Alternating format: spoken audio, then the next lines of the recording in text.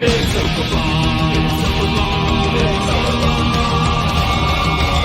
a night in with MauLer and the drinker, getting trashed with the web screen thinkers. A cheap night cause I'm feeling kinda thrifty, got a 10-pack of beers and a bottle of whiskey. Hop off the cork, have a glass of wine, but they'll say I'll be fine. Trouble walking in a straight line, but pour me a Pinot Noir. It's open bar with our hosts, MauLer and the critical drinker.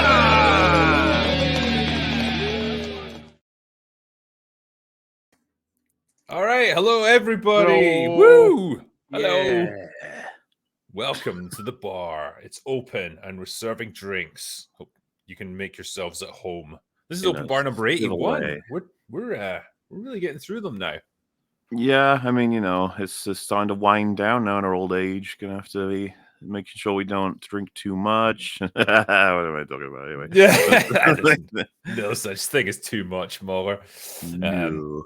But yeah, 19 more weeks, and we will be at open bar 100. See, I can do basic mathematics. Oh my God, and we're gonna have to do something special for that one. Really are. We're gonna get Bring on strippers and all of the everything. people. It'll be perfect. Yeah. We have to get everybody to come in and tell us why we're the best podcast in the world. It's just I think so, yeah, and I think we can lay claim to that title at this point. We've done this for long enough. We've been around the longest. Is there any podcast that's around for 81 years? I don't think so. No, not to my knowledge, no. We were doing this stuff before they had YouTube or the internet or TVs, probably. So yeah, we've done pretty good. Pretty cool. Yeah. Anyway, well, we're here this evening. We have got a lovely panel of guests, and I think it was time we started bringing them in. I'm inclined to agree. All right. Just before we start, actually, I also want to offer an apology to the fine people in chat, because it's come to my attention that the people who've got channel memberships had been posting questions and stuff, and I hadn't seen them because they don't appear on the normal super chat lists. And I can only convey my greatest apologies for that one. If I had a samurai sword, I would commit seppuku right here, but I can't, so I just have to get on with it. But I am aware of it now, and the problem has been fixed. So any ones that have come in tonight and from henceforth, I'll be addressing them. So sorry about that, my channel members. I apologize and I appreciate you. Anyway, with that being said, let's carry on like nothing happened. And there's going to be no recriminations and no lingering hatred and resentment towards me. Yeah. I'm sorry. All right, first up, we have got Gary Nerdrotic. Hello. I have brought my natural Texas spring water to the bar. I'm that guy. I've got my AA book. If any of you two are ready, there's always a seat ready for you. No, it might ruin your brand a little bit, but you might live a little longer. Tell you what, don't call me. I'll call you. Okay. Yeah. There we go. Okay. I think that's fine. And you know what? I would be like, tell us about your water. What kind of flavor? How does it feel on the mouth? Where's it from? Tastes like it's from Texas, and it tastes like freedom, baby. Yeah. Nice. I think it's so natural that it had to be put in a plastic container, and yeah, you can't get it out the tap or anything like we do in Scotland. We've got nice water here. I just didn't realize freedom was so easily contained by plastic. It is, and I just toss it out my car window here in Texas. We don't give a fuck. No, good. Thank you for coming back, man. It's always an absolute joy to have you on, man. Appreciate it. I am happy to be here. We have a lot to talk about. We do Taco indeed, Bell. yeah. Excellent. We do. And I can't wait to get into it. Next up, I wasn't sure if he was going to make it in here in time for the start of the open bar, but he did somehow through providence or whatever you want to call it, or just having a fast car. I don't know. But he is the one and only Tyrone Magnus. Welcome back, my friend. What's happening, fellas? We are good. It's good to see you again. It's actually good to interact with you because I see you interacting indirectly with me by watching my videos and reacting to them. So nice to talk. I thought that would probably be an interesting thing for you to watch back. Yeah, I get a lot of enjoyment out of it. Nerdrotic in you, yeah. If I put a joke in and you react to it, it's like brilliant. I know it landed. Nice. It's satisfying. But yeah, thanks for coming in for this, mate. Appreciate it. No problem. And last up, coming all the way from Kiwi land, it's Echo Chamberlain himself. Hey, man. Yes, welter in Kiwi land. Got a fetid film of sweat from the terrible summer that we've got going on. Well, Yeah. rub it in, why don't you? Gary, that's not I mean- spring water. That's just scooped out of the Rio Grande, full of sediment and hypodermic needles and stuff like that. Congratulations on your 81st. Your guys' first ever stream was interrupted by a BBC News broadcast for the D-Day landings. So, Yeah, that was a crazy night. I like to think that what we were doing was more important than that, though, to be fair. The first ever open bar. Now Certainly had more of an impact. I mean, I think ultimately it will have, and history is going to judge us well on this. So just, I'm going to commit that one to posterity. But yeah, it's nice to be here for our 81st anniversary. Always good. But yeah, we've assembled our panel, and it's time to get right into this because I want to take you guys back. I want to take you guys back in time a little bit to 2022. Isn't that nice? I have a sound effect for that. And we're back. So back then, She-Hulk was just about to come out. That fantastically successful show on Disney Plus, and Tatiana Maslany, the star of it, that everyone came to know and love as She-Hulk herself, gave some interviews discussing some of the fan reactions to the show, how she perceived it, and what her attitude was towards them. So I'm gonna give you a couple of her thoughts here. She said, and try not to laugh, Jessica Gao is a genius and knows about the culture that we're living in and her position in it when she's writing these stories about a female superhero. She knows what that response is going to be. As a cast, it was delightful sending each other these troll responses and being like, oh my God, give them a week and they're going to literally see this pop up verbatim in the show because they're the villains of the show. It was thrilling. She continued, though. Reading the script, it was so true. There's so much resistance to a woman just existing in that space of superheroes. There's always going to be that. I sort of anticipated it. Excuse me. It's why I also feel it's important. There's such an entitlement to space held by certain people, and to even exist as She-Hulk is like a giant fuck you, and I love that. Now, allow me to take you forward to the present day. Where she says, where's the sound effect for that? Fast forward. Yeah, wait, that's good enough. When she was doing a recent Nerd Incorrect Twitch stream, getting interviewed about this, she said, I've got nothing going on right now. You can find me on Instagram, not posting. I've got no job. Shocking turn of events. But well, what a difference a year makes. But she also did confirm to us, tragically, that it doesn't look like we're going to get season 2 of She-Hulk. She said about the possibility of it. I don't think so. I think we blew our budget, and Disney was like, no thanks. Because that was truly the only problem with that show. They just went over budget. No. Oh, Perfect otherwise. what's that even in reference to? Like, were they given $250 million and supposed to spread it out through multiple seasons and just blew it all in the first season? Or did they just get $250 million for a bad TV show? Yeah, or was it her way of trying to cover the fact that they just said, wow, you spent it on that? I mean, I think this is the thing, because no one would have cared what the budget was if it had been a smash hit. Like, Disney would not have cared if they had gone like 200% over budget. If this had been a huge hit on Disney Plus, everyone loved it, and it really won people over. That wouldn't have mattered. The fundamental problem is it was trash, and everyone laughed at it. Yeah, if any of these D plus series were successful, they'd be greenlit before the first season was over or shortly after, like most successful seasons. We'd hear about it all the time. We'd hear about it. One Piece was like a month after, or not even that, like almost directly after. House of the Dragon, I think, was a month or two. Like we've only gotten one season 2 of a live action D plus show, which is Loki. That's counting Star Wars too. We got What If, but that was commissioned for 2 seasons already, and the showrunner has already left that show. So that showrunner has exited. If any of these things were successful, we'd be seeing season 2 immediately. You're right. Yep. It's like some weird fever dream of a show where they spent $250 million to render someone who looks like Shrek from 1995. Jessica Gao. Except for Mando. Sorry. Except for Mando. had to put in there. I forgot Mando. Jessica Gao wanted Tried to to create a put in character that had a well-rounded life. I don't think we really got that. And the commentary from the series, according to her, was very prescient and rife with interesting nuance. I don't think I've ever seen a show less nuanced. Nuanced is not a word I would apply to She-Hulk, generally speaking. We are just going to straight up tell you what you need to think about all of this. Yeah, it was entirely constructed around those rants about how hard it is to be a woman. And then that finale where they just get to lash out at the fans and say, ha, see, we knew you were going to hate this before we even made it, so we intentionally made it shit. Who's laughing now, huh? And she gains the power of an knowing, all-powerful God, and she only helps herself.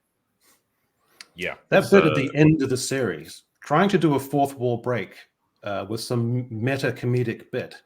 Just because you're being ironic doesn't mean you're in control of the irony. In fact, if you're not, if others can see through your attempts to be meta, then you're just creating another irony where people are cringing at you on a second level. So I would say to Jessica Gao, we as YouTubers have to use irony all the time, and we do it infinitely more than you. Nice, I see what you did there. It does make you wonder if they tried to integrate that character into the movies for whatever bizarre reason. I've no idea why they would bother, but if they did, and they're up against Kang or whatever generic villain they put in to replace him, what's to stop her then just like fourth wall breaking out of the movie and climbing into the movie theater or whatever and just like getting the writers to change the script so that she could win everything? It's nothing. Doesn't seem like the kind of thing that you can take outside of its own show. Well, you know, like the seriousness of the opening of Infinity War. How could they ever get back there with a character like her now after what they've done? It's like, we can't do that. So you can't have her in it. Right. And then it's like, okay, well, Captain Marvel's like, no, she doesn't make any money. Like, who else we got? It's like Black Falcon, American Man. American Man. American Man. They'll probably have Hulk bring her in. At this point, just, you know, the Thunderbolts, they're closer to the heroic team now than what we have left in the hero team. What else could they do with a second series? I was struggling to fill the 20-minute episodes as it was in series 1. It was getting to Jen goes to a wedding, and that's one episode, and whatever. So they've pretty much done everything they needed to do. So thank God we were spared a second series. I mean, yeah, like what we got felt like what you would get in season 6 of a show where they've just exhausted all their creative ideas, and it's like, we're just really killing time to fill this release schedule so we can end it and then move on to something else. And that's your season 1. Like, damn. I mean, correct me if I'm wrong. Like, you guys, Gary especially, will know more about the comics. Like, does she ever get involved in like actual serious storylines? Does she ever do anything? Oh yeah. Yeah, absolutely. They balanced it perfectly. I mean, like the fourth wall breaking,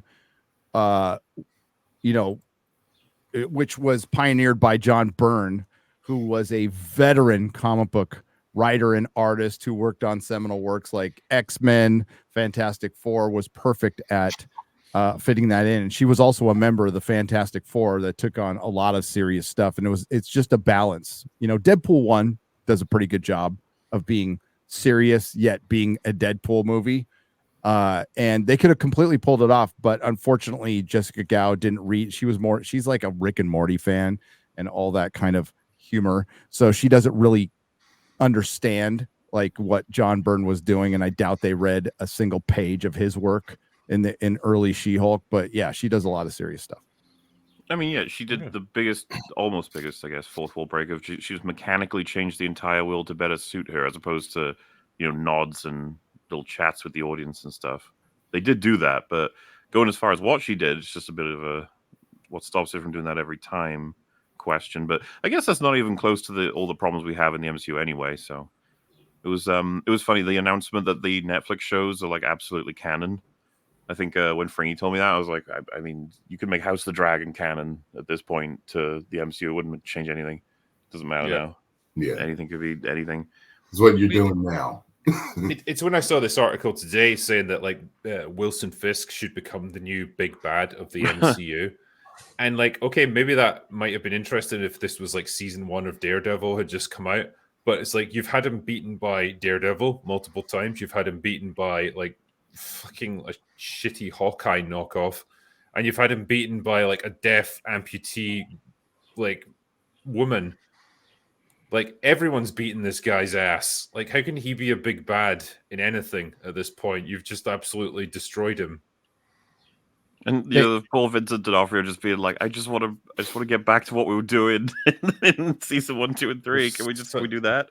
There's such a sad interview with him where he's talking about his role in Echo, and it's just like, I have to do my best to try and make this script work as an actor. He's just waiting to get back to a season 4 with Charlie Cox. That's what they're like. How many fucking loops do I have to go through? How many times do I have to become like the kingpin who gets killed by your current season heroine? I feel like everybody will forget about. With everyone from Daredevil. It's like Charlie Cox and him are both like, okay, so we do this one other shitty cameo appearance in another series, and then we get our own one, right? We'll see, guys. We'll just see how it goes. But yeah, sure, maybe. No, and then he had to follow Echo up with filming 6 or whoever you talk to, 6 or 8 episodes of Daredevil that get completely scrapped, and they go back and redo it all. That must be a solid contract. Yeah, I don't know how bad that was. Yeah, that had to be pretty bad. Well, Daredevil doesn't show up as Daredevil for 4 episodes. They kill Foggy and Karen off screen. Sounds pretty bad. That's what they were going to do. Yeah, and it was going to be situational, not comedy, but situational, like court drama. This is why they should just never be given these characters. Like, just bring back the Netflix guys who did the original series and just continue it. Maybe they were big fans of Alien 3, and they're like, the best thing that did was kill off those useless characters. I know. What was the point in Newt, really? Like, just kill her. She can't fight daughter. She lost her daughter originally. It's got a new daughter. Kill her off. Okay. If they were going to do a season 2 of She-Hulk, I'd want it to focus on that guy that Jen takes home for that one night stand as She-Hulk, and it'll be a 6-episode arc of his following the progress of his delicate pelvic reconstructive surgery. Yeah, to get his way back to. So that would be my choice if I was a screen. His ball reattachment. So yeah, I would, the emotional trauma as well of like just waking up next to this like pretty frumpy middle-aged woman. And we'll get regular Instagram updates. They'd be like, Jeremy Renner, like giving the thumbs up from his hospital bed. That would be kind of funny. It's like, to the surprise of no one, really. I don't think anyone expected that She-Hulk was going to get a season 2. I mean, it would have been hilarious if it had happened, but well, and if it had happened, there would have been some people out there being like, "It's because of your coverage." When we would have been like, "That shit must have been guaranteed." Like from the start, them getting a season 2. No other way that makes any fucking sense. Yeah, because none of these shows, none of them getting season 2s except Loki for Marvel, and even that Loki season 2. Like, I wonder how well that did. Do you guys hear anything celebratory about the numbers for that season? I don't think so. No one was talking about it. Nope. No one cared. It might have been the best thing ever, or it might have been absolutely terrible. I wouldn't know because no one covered it. No one was interested. We are about to start covering it. The videos are now finally fucking done. Like right on time on EFAB. Everyone's can't wait. It's going to be so not confusing at all. We spent basically the whole season asking what the fuck is going on because Loki's like the king of nothing makes any sense. It was pretty bad. That second season of Velma. Did they do that or no? It's on the way, right? Yeah, I think they did, but I think what they've done is film it all as one big block and then release it as multiple seasons. Should be coming out soon. Hear that, Disbrew? That's insane. Oh, yeah. He's excited. That's going to provide like 6 months of content for him. It's going to be They might even have Scooby-Doo in the Scooby-Doo show this time. That'd be nice. I mean, honestly, at this point, it's like thinking of legacy characters that they might bring in for a new Star Wars show on Disney Plus. I'm more like, just leave them all out of it. Like the less things that I recognize that are used, the happier I am. It's like, another character's avoided this horrible fate of being raped and destroyed by Disney. It's better that way. Well, they're doing that to Disney now, so that's they're self-raping. They can't even make Disney anymore. It's just more bad news after more bad news. They They can't catch a break, and I don't feel bad about it a bit. They somehow made themselves into the company that everyone hates now. Like everyone's like seems to be actively rooting for them to fail at stuff, which is pretty. It was fast. It was fast. How the bottom well, it not for sorry, chat. You're like, what? We've been talking about this for 6 years. Well, you're right. But I meant for the normies. Yes, you're right. You're absolutely right. For the general public, they're like, wow, that was kind of quick. It's like, no, actually it wasn't. And isn't it great that Bob Iger got like a big old raise after the worst on the 100th anniversary of Disney? They had their worst year. Got himself a nice big bonus. The weatherman. That's going over well. It's funny, but before we would see sprinkles, like this and that, or a line or a character, and then it was just a flood after Endgame. You know what I'm saying? And that's what I mean. It was just like a drip drop, and then the levees broke. It just flooded all of Disney. The sewage pipe broke.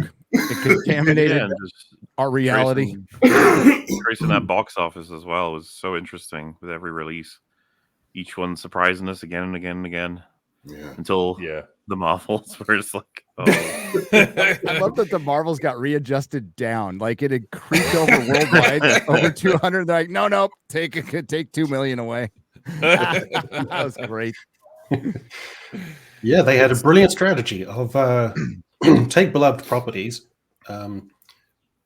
make them really dense with all this extra background stuff that purists who like the stuff know about, but they hate the content that you're making, and which is going to perplex normies who just want to sit down with popcorn. They don't know what the hell's going on. And then you lose all your audience, and then dapple it with identity politics, and you'll lose $1 billion. So well done. Yeah, it's impressive. Like what they've accomplished in terms of failure. It's something that I didn't even think was possible. But yeah, we said it before. Like when we looked back on 2023, that was really the year where it finally collapsed. Like the whole charade just imploded. The MCU finally collapsed under its own weight. Star Wars had never been a goer since like 2019. People just turned on Disney. The fucking mainstream media turned on Disney, and that's the point where there's no coming back. No, once they felt safe enough to turn on their masters, that was the beginning of the end. And God, it was glorious. It was so fun. How surprised I was when I noticed Variety, and I was like, "Whoa, oh, okay." Were they not paying anymore? Bob Iger anymore? What's going on during the strike? Bob Iger made a lot of enemies, and which I could care less about. That's the part of his that's the only thing he said that I didn't really have a problem with. When he initially said, "Well, the timing of this probably isn't very good." It's like, oh, I agree with Bob Iger. I totally agree. And he got just destroyed for that. And then, of course, he wanted to stay out of the culture war, and he took on Elon Musk and then threw Nia DaCosta under the bus in an interview, which was fantastic. That little lady needed more adult supervision. Yeah. He said that, considering they're all supposed to be able-bodied women, powerful, strong women that can do this job. I'm surprised he said that. I was like, well, I think he didn't really think it through. He didn't quite realize what that was going to entail when he said it. Damn, he joined the dots. And it's like, okay, we completely understand the thinking at the studio when they bring in directors like her.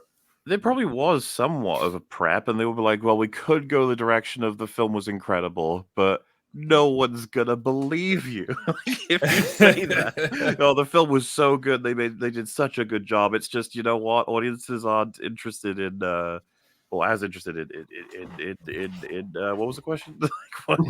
Yeah, we threw her under the bus, and we should have provided her with a nicer, slower driving bus driver. Yes, I think generally their line has been, we produced too much content. That was the problem. We produced too much, and it was too much quality stuff for people to adjacent to the digest, and so the interest started to wane. Then they shifted to maybe the quality started to dip slightly because we were spread too thin, but it's still fundamentally good. And now it's just it's so funny. We're done. We don't know what to even say at this point. If he truly believed studio, supervision would have fixed it, it's just like, why don't you just fucking have them direct it then? Like, why do you even need a director at this point? They really don't. These things are produced. So, and we talked about it before. One director turned down Black Widow because she's like, I'm not even going to be doing the effects scenes and some of the action scenes. And they don't. Yeah. Those are set up beforehand, reworked, and they're making it up as they go. That's why the budget's ballooned so much. So, now they're reaping what they sowed. They stepped into it politically. You say dabble in identity politics. I say mainline. They were just shooting that stuff up, and now it's time to go to rehab. Well, I always likened it to, because when Bob Iger said we need to quiet the noise around the culture war, I likened it to setting your neighbor's house on fire and then expecting praise because you called the fire department. Like, you. Well, you they claimed that they didn't call the right first number. Place. Yeah. Yeah, it's like you led the charge on this one, and you absolutely caused this problem for yourselves in the first place. Yeah. And you did it because you thought you were going to benefit from it. And now that everyone's turned on you and realized what absolute charlatans you are, now you're trying to play the politician and say like, oh, we need to be the more mature ones who are going to quiet down this noise. It's not our responsibility to fight this battle. It's like, you chose this battle, my friend. Mm-hmm. Kind of like the vibe of Leonardo DiCaprio injecting his own wife with chemicals and Killers of the Flower Moon just to settle her down. Kind of the vibe that it's yeah. It's just insulin, don't you know? I mean, we all haven't thought about that, right? I mean, it's like, is that just me? We've all been there. But that's I guess the sad history of She-Hulk. Gone too soon. Or possibly not soon enough, depending on your perspective. Yeah, soon enough. I think it would have been pretty funny. Or Disparu? Are they okay? I'm sure they'll make it, but if today they had announced season 2 is on the way, it's already like wrapping filming or some shit, I think all of us would be saying like, fucking hell, like, good luck. But the thing is, I probably wouldn't have been too surprised. I'd have been like, yeah, that seems like the kind of thing they'd still do, because I don't know how long it takes for them to actually like recognize where the bad decisions are. Though the Rey movie would have been evidence that they're not, but then that's kind of in flux right now, isn't it? Well, I was going to talk about that a little bit actually, because the rumors a couple of days ago started, and I don't even know where they first began, but suddenly everyone was reporting on it that the Rey movie that we were all super excited about is delayed indefinitely, which is usually the first step in just canning the entire project. But then we started to get reports from the trustworthy mainstream outlets that no, it is in fact still happening. The studio confirmed it, and it's still in production. And everything is fine. Trust us, bro. So it's a tough one to pin down, really, because there's a lot of rumor and hearsay swirling around it, and I don't quite know which direction it's going to go. I mean, I've always said that I was skeptical that this movie was actually going to get released. It felt like such a Hail Mary for Star Wars. It felt like a desperation move for possibly a studio executive that's on the way out and trying to just get one last jab in.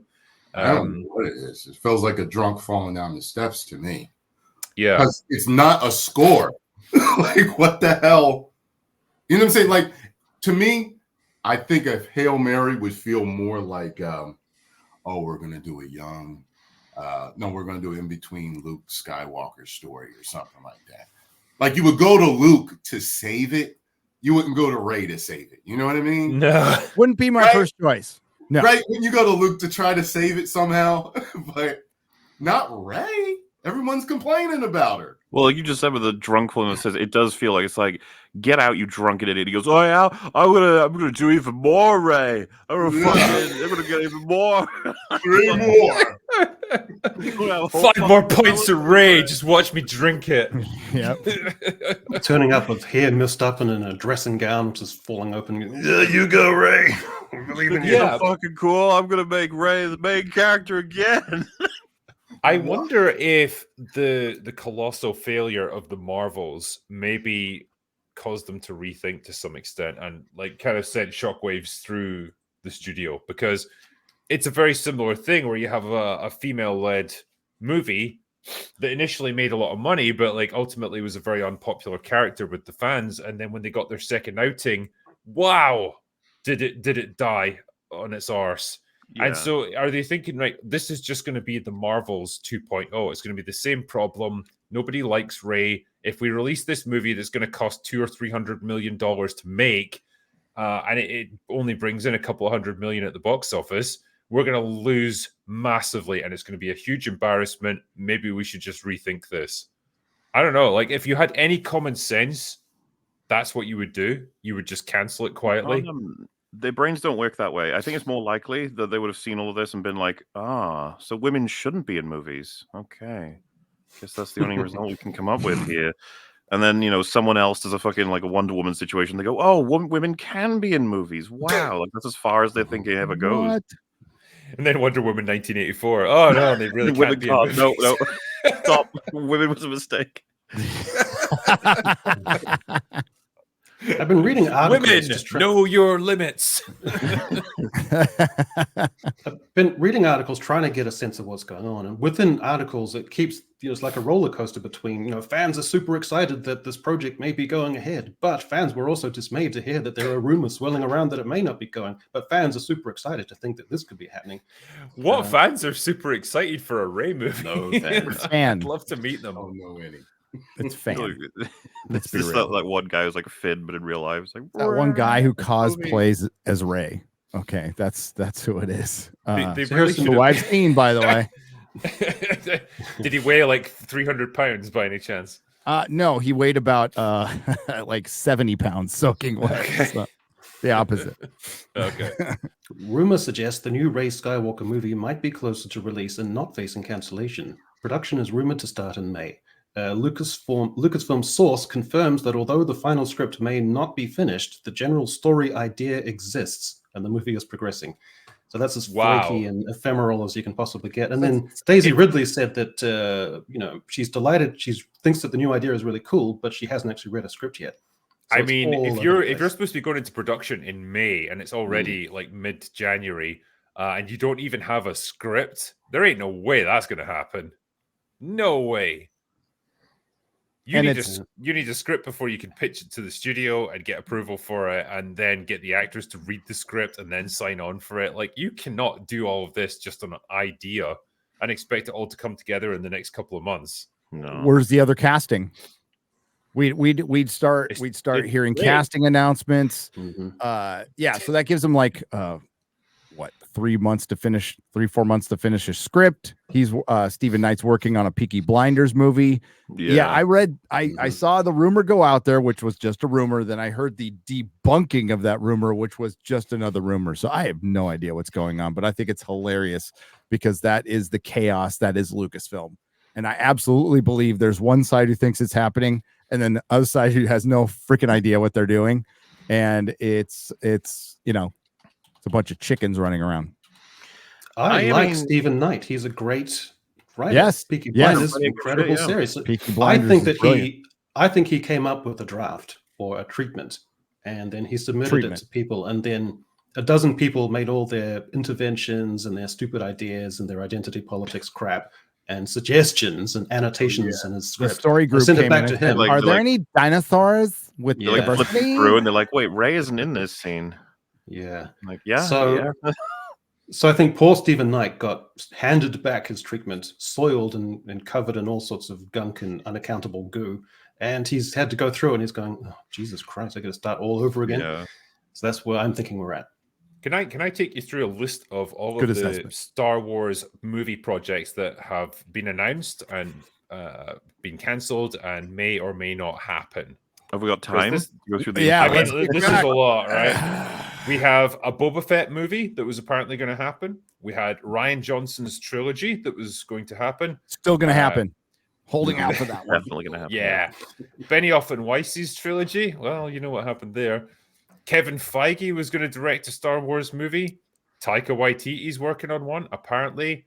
Patty Jenkins' Rogue Squadron. Well, we know what happened there. Sean Levy's movie. Charmin Obaid-Chinoy's Rey movie, obviously. James Mangold's Dawn of the Jedi movie. Dave Filoni's movie that's going to wrap up the Mandoverse TV shows. Guillermo del Toro's Jabba the Hutt movie. Apparently, that's a thing. And Mandalorian and Grogu. That's been announced just recently. That's the most recent one. That list Take is your bet. Place your bets, gentlemen. How many of those things are actually going to get made? as far as I'm What is aware, it? that's not even the complete list, honestly. Like, this is Maybe like one. shit tons. One. See, one. That's what I said. I One. say maybe one. And that's the I mean, Mandalorian one. Yeah, At a the certain- Mandalorian and the And little Grogu. green fucker. Yeah. Still There's pretty the awesome. Director X one where Rey is a woman who lives in a tenement building. So that one's also coming along. I would love Director X to make a Star Wars movie. Oh my I'd like God. to see that happen. It would be funny. That would be funny. Just Ray responding to just fans shows online. up. Well, I Ray can. just I shows can up and she's black for no reason. Like know nobody what? comments on it. Director X might be more qualified than Charmin Obey-Chinoy, to be honest with you. Well, he's made movies, which I don't he's think she done has. stuff. I want the Sith character to have the Darth Vader voice, but to be wearing a mirror ball face. That would be great. Oh, I wanted that to be a character. Yeah, totally. That dude, because I'd never seen an interview by that guy before, and like that's just become the absolute stuff of legend when he's talking. Like Director X is talking about people like us looking goofy, and cuts to like Glitterball Man, just sitting there, oh chill. Let me see. Director X did what? Was it Robin Hood? Hood. Robin Hood. The Robin music Hood. videos. He did music videos. For that. And he said mirror ball face guy had to keep his face under a mirror ball, to protect his identity in case he's accosted in the mean streets of Toronto. No. He had to shield himself from the awesomeness of Director X. Like he couldn't be exposed to the full force of it. That's why he needed the shield of the glitter ball to protect himself. Makes sense. And I can understand that for sure. But yeah, man, I just think as a studio, surely it's got to be damaging to your reputation. One, to just produce absolute garbage, but two, to keep announcing projects that go nowhere and end up just getting cancelled. Because at a certain point, people just aren't even going to listen to you anymore. They're not going to believe anything that you say. It's a boy who cried wolf. You know, we see that with Star Trek too. It's just nobody cares about Star Trek. So even when they announce something, people just go, whatever. Yeah, and the reason they do this is to drum up support and get money, and this announcement can be thrown into the press, and it might excite not just investors but stockholders. Right? That's all it's there for now. It's promo, and it's all BS because the word development means Kathleen Kennedy sat down with somebody who said, "I'm thinking about making something that's in development." Boom, like that. That's all it is. Yeah. Well, in politics, there's the concept of they say that a candidate will put up a trial balloon, which means that they might float the idea out in the culture of saying, I might be thinking about a run, or I might not stand on the sidelines if people want me to get in, or they'll make a policy proposal and they'll just send out a trial balloon to see if there's any sort of response to it in the culture. So I don't think these are real, genuine concepts that are in production or have a schedule. I think they're just sending out trial balloons to see what the reaction is. That's as far as I think they've gone. Oh, yeah. Right on that. Because why in the hell would you announce a Mandalorian movie, which is, I guess, the biggest card you have to play? That's pathetic. That's the biggest card you have. Can you fucking believe it? And it's pathetic. But you did it. You make that announcement after all the bad news from Charmin Obey-Chinoy in the middle of January. Like, this is something you say for a con or something. Yeah. A Star Wars celebration. Yeah. Yeah. But that concept is so retarded because we gravitated towards The Mandalorian season 1 because it was the opposite of the huge operatic spectacle that we'd grown so sick of. That's why it was a breath of fresh air. And so to make that a big screen spectacle of The Mandalorian is the total antithesis of what drew us to it in the first place. And I said this on the last open bar as well, and I said it to when I was on with Star Wars Theory. I'm so fucking done with the Mandalorian as a character, and Grogu especially. Like they're so fucking played out. They have been so overused. The Mandalorian essentially doesn't have a personality. He's just what are his characteristics? He's He's stoic. Yeah, that's the words. That's about stoic. it. Yeah. I was saying, was it that same stream where I said, like, what is with the amount of fucking characters who are considered stoic now in Star Wars. Like almost all of them, you get like like what are we supposed to be saying? It's like, well, you're supposed to be able to determine what the fuck Mando's going to do in a situation based on his values, based on his like insecurities, flaws, his history, his experiences, who's he's encountered. They only did that for season 1. Season 1's the only one where they actually kind of tried that, and they've dropped it all. The history with the parents and the trauma with the droids, the CIS, there was all kind of things to work with. Remember when they're she's forging his first plated armor thing, and he's having like PTSD flashbacks? They've dropped all of that. Yeah, it doesn't matter now. Because this is the problem, right? When you've got a protagonist whose face you can't see, it really, like, on a purely like instinctual emotional level, it prevents you from connecting emotionally with that character because you can't see them. They're not a person, they're just a mask, they're a shield. And so if you're going to develop them as a person, you have to work super hard on their behavior, how they react to things, like the thoughts that they voice. Like, that is crucially important. But with him, you get nothing because like it's everything's flat. His delivery is flat. Pedro Pascal is fucking checked out of the whole thing like seasons ago, and like he just does whatever the plot needs him to do. If it's required for him to be like super competent and like take out dozens of bad guys, he can do that. If it requires him to be dumb and get caught by like the most obvious trap ever, he'll do that as well. He's just a vector for the story. How about Drinker there? Because a lot of people are going to misinterpret what you just said. He's not saying you shouldn't do it or avoid doing it or anything. He's just saying it's harder, which it is. It is harder to that's my point. It's like connect when you cover a business face. Yeah, you have to work harder to develop him as a character when we literally can't see him as a person. We can't see his reactions or his facial expressions or anything. Plenty of famous characters who don't even have a face, because people were saying like Dredd and Master Chief, and if you remember the controversy with the fucking actor playing Master Chief. Yes. Like, you can't connect to the person unless they have their face. It's like, yeah. I mean, even you can have. Yeah, go ahead. No, I was just going to say, like, even V in V for Vendetta. Yeah, it's just a great example of a character. Again, like, that's all great, but it relies on a really good voice actor, and two, like, really interesting dialogue that's going to give you an insight to his character if you can't see him. And that's what we lack in Mando. With a character like that, you're drawn to his machinations behind the scenes, and his mask at least has like the impression or image of a face, which you can then project, and your mind naturally, instinctively starts to look for nuances in a face anyway. That happens with a mask like that. But if you've got like a character who's a bad guy and they have a mask, you can at least gauge them by how relative they are to their minions or to people around them who are intimidated. But with the Mandalorian, the Mandalorian. Well, yeah, everyone in chat's like screaming. Everyone in chat screaming Darth Vader, and it's like, yeah, obviously. But you had an incredible voice actor there, and you had really good dialogue that like lets us understand exactly what this guy's all about and what he wants. There are moments we liked in Mando. In Darth Vader's body performance, even, that you feel like you can get a sense of what he's thinking just from the way that he's moving the mask. It's like, okay, so that's when you know you're doing it right. Like, at the end of Empire, even when there's the shots between him and Luke, it is a fucking mask. And yet, you kind of feel what he's feeling. You're like, how do they do that? Like, well, you got to work on it. You can't just Mando it, which at this point is too late. Like, 3 seasons is too fucking late.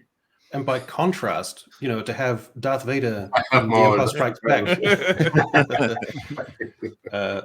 like Darth Vader in The Empire Strikes Back, he's comporting himself. He's very still, controlled with his body language, while Luke is flailing around. You get this nice contrast. But The Mandalorian worked in 20-minute installments. But if you've got a 2.5-hour feature length with a character whose face you can't see and the other character who doesn't talk, then that's going to wane after about an hour. They can't even pull off the 20-minute segments anymore.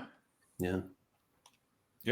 Well, I mean, even in season 1 of The Mandalorian, when it was like probably at its peak of popularity and I guess quality. Is quality the word I'm looking for, MauLer? I don't know. Sure, we'll go with that. Yeah, whatever. Competent. Like I just said, basic like storytelling stuff. But like the point is, even then there was a lot of filler with him just walking around slowly and doing things like in a very long-winded fashion that just ate up screen time. And so the ultimate the amount of plot that was going on in each episode, you could probably break it down into like 5 minutes of actual plot events. Episode 1 of The Mandalorian season 1 is akin to what I expect from a TV show. By the time you get to season 3, I don't know what the fuck's going on anymore. And then you watch it alongside the other TV shows they're producing, and you're like, oh shit, they have no idea how to make TV shows. And then the reality sets in. Well, they have no idea how to tell stories anymore. Echo was an experience. I know that we've almost forgotten it, almost, we're nearly there. But just how much of a not TV show it was, not of anything it was, kind of shocked me. I was just like, this is crazy that we've gotten here. Because how long ago was it that we kind of felt like, or at least I feel like culture felt we were in a golden age for TV? Like 10 years? 10 years, probably. Yeah. I mean, The Sopranos kicked it off, and then we had, Breaking Bad, of course. The better seasons of Walking Dead, people would say. Obviously, Game of Thrones. There was a time where we were like, wow, TV is really high budget and really engaging and long form, and everyone's talking about it. It's like, this is cool. TV is a golden age. Weird spot right now. Didn't the showrunner for The Sopranos come out recently and say, like, we're out of that golden age now? And it's like, we've been literally told we have to dumb down what we produce now because people are stupid and they can't pay attention to anything anymore. Wow. What a horrendous timeline we live in. This is our reality now, gentlemen. We are slowly devolving as a species. Yep.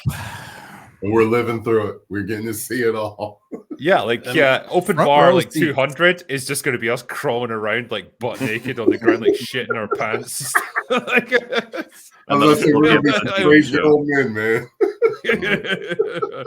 Must consume more product. That era ended 2016. It ended in 2016, but before that, there was some interesting stuff, and you could see that line, with and I've mentioned it a million times before, but like Westworld season 1, Altered Carbon season 1, Counterpart was out there. Nobody's watching that, but that was a freaking great show. That first season's amazing. Even the first season of Umbrella Academy was entertaining. Yes, Boardwalk Empire. That's great. Boardwalk Empire. That is fascinating, actually. Like. To think of all these shows who just had horrendous second seasons and then just fell off a cliff. Like you say, Westworld, loved season 1. It was fantastic. Umbrella Academy, I thought it was great. It was quirky. It was interesting. It was different. Loved that stuff. Legion season 1, I thought was great as well. Yeah. Yep. It was brilliant. And then you see the change. All of a sudden, characters stopped acting like they did in season 1. You see other characters being forced in, and you could just feel that they were forced to change, or they decided to change on their own. And they came out and admitted it with Westworld, because they had Westworld season 1 had been in development since 2013. So it was like, and then it had scripts prior to that. So they were developing it for years. So they had a lot of time to fine tune it. And then they, because the set burned down, they're like, we're going to go back to the drawing board, and basically they mentioned Harvey Weinstein and Me Too, and we're gonna retool the series and repurpose it. Well, don't forget, they changed things based on the fact that fans were figuring things out ahead of them. They were like, "Oh, you think you can, figure out where our story's going? We're gonna change it." Just like, what the fuck is wrong with you? I can't believe they said that. The even the opening credits with those exquisite renderings of tendon and tissue, it's so beautiful. Oh yeah, and the music is so good in that. Westworld season 1 is worth it just for the Anthony Hopkins scenes. Everything. I knew you were going to talk about Anthony Hopkins because you couldn't let it go. I'm obligated. I don't know how long he's got. Okay. Yeah, treasure him. He's like David Attenborough. Just really make the most of him while he's still here. And Tom Baker, Doctor Who Tom Baker, just turned 90 as well. So I'm glad we're getting these guys living on.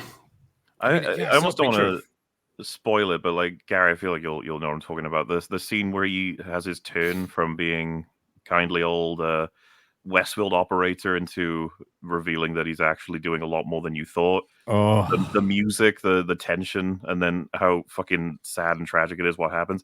I remember that was a big turning point for me, because I thought like, oh, is he creating why am I forgetting what are they called? The hosts, right? Is that what they're called? Yes. Hosts, yeah. Of people, like you'll kill people, make hosts of them, and so gradually just take over all operations, so it's all under him. No, it's not a no. And then by the time you hit like season 3, well, I've only ever been told by friends what's in it, including Gary, and I've avoided it like season 3 is horrendous. Season 3 is horrendous, and season 4 was worse. I so quit. much worse. I couldn't Yeah, even bring myself to watch season I've never 4. seen it, so now I got to go watch the first season. I've never turned It against ends at season 1. protagonist as much as I have Dolores. Like Dolores. I felt so sorry for her in season 1. I was rooting for her 100%. By season 3, I fucking hated her, and I was really rooting for someone to kill her. Like, she's a horrible person. The aesthetic of that show, where you've got the country and western landscape, and then beneath it, the beautifully symmetrical iron and steel and glass, and the host getting dragged in, ravaged and slumped into a corner to be fixed. The aesthetic was beautiful. The corpse pile that they would sometimes have, where you have like I think it was Maeve who saw it like while away, and it's just like, yeah, that's got to be fucking horrifying. Yeah, because she gets probably the worst of the lot, doesn't she? She gets killed loads of times, and they keep messing with her personality because like they can't like quite decide whether she should be like really aggressive or smart or whatever, and like you know, nothing's working. Yeah, I mean, the core pretty conceit, cool. right, is like there's a virus that's spreading, quote unquote, among them that allows them to remember their what should be deleted lives, and it's gradually giving them more and more sentience. Which, and we're basically at the point of just saying Westworld's such a fucking good idea. They destroyed it, and this is a representative of what we're talking about. Where there was a time we were like, "Wow, TV's doing real well," and then it was like, "Wait, what? Wait, that show's down, that show's down, that show's down, that show's down." It's like, damn. Yeah. You guys remember that Game of Thrones show? How did that end? Yeah. Got to the point where The Mandalorian, in my view, and this might be a contentious take, I don't think The Mandalorian is actually Star Wars. It's kitsch Star Wars. It's kind of like a weird fan fiction homage. It's crap, but we were just so sick of space horses riding on the sides of Star Destroyers and all this other garbage that it was just, finally something that looks normal. Hey, man. I agree. Before Rise of Skywalker came out.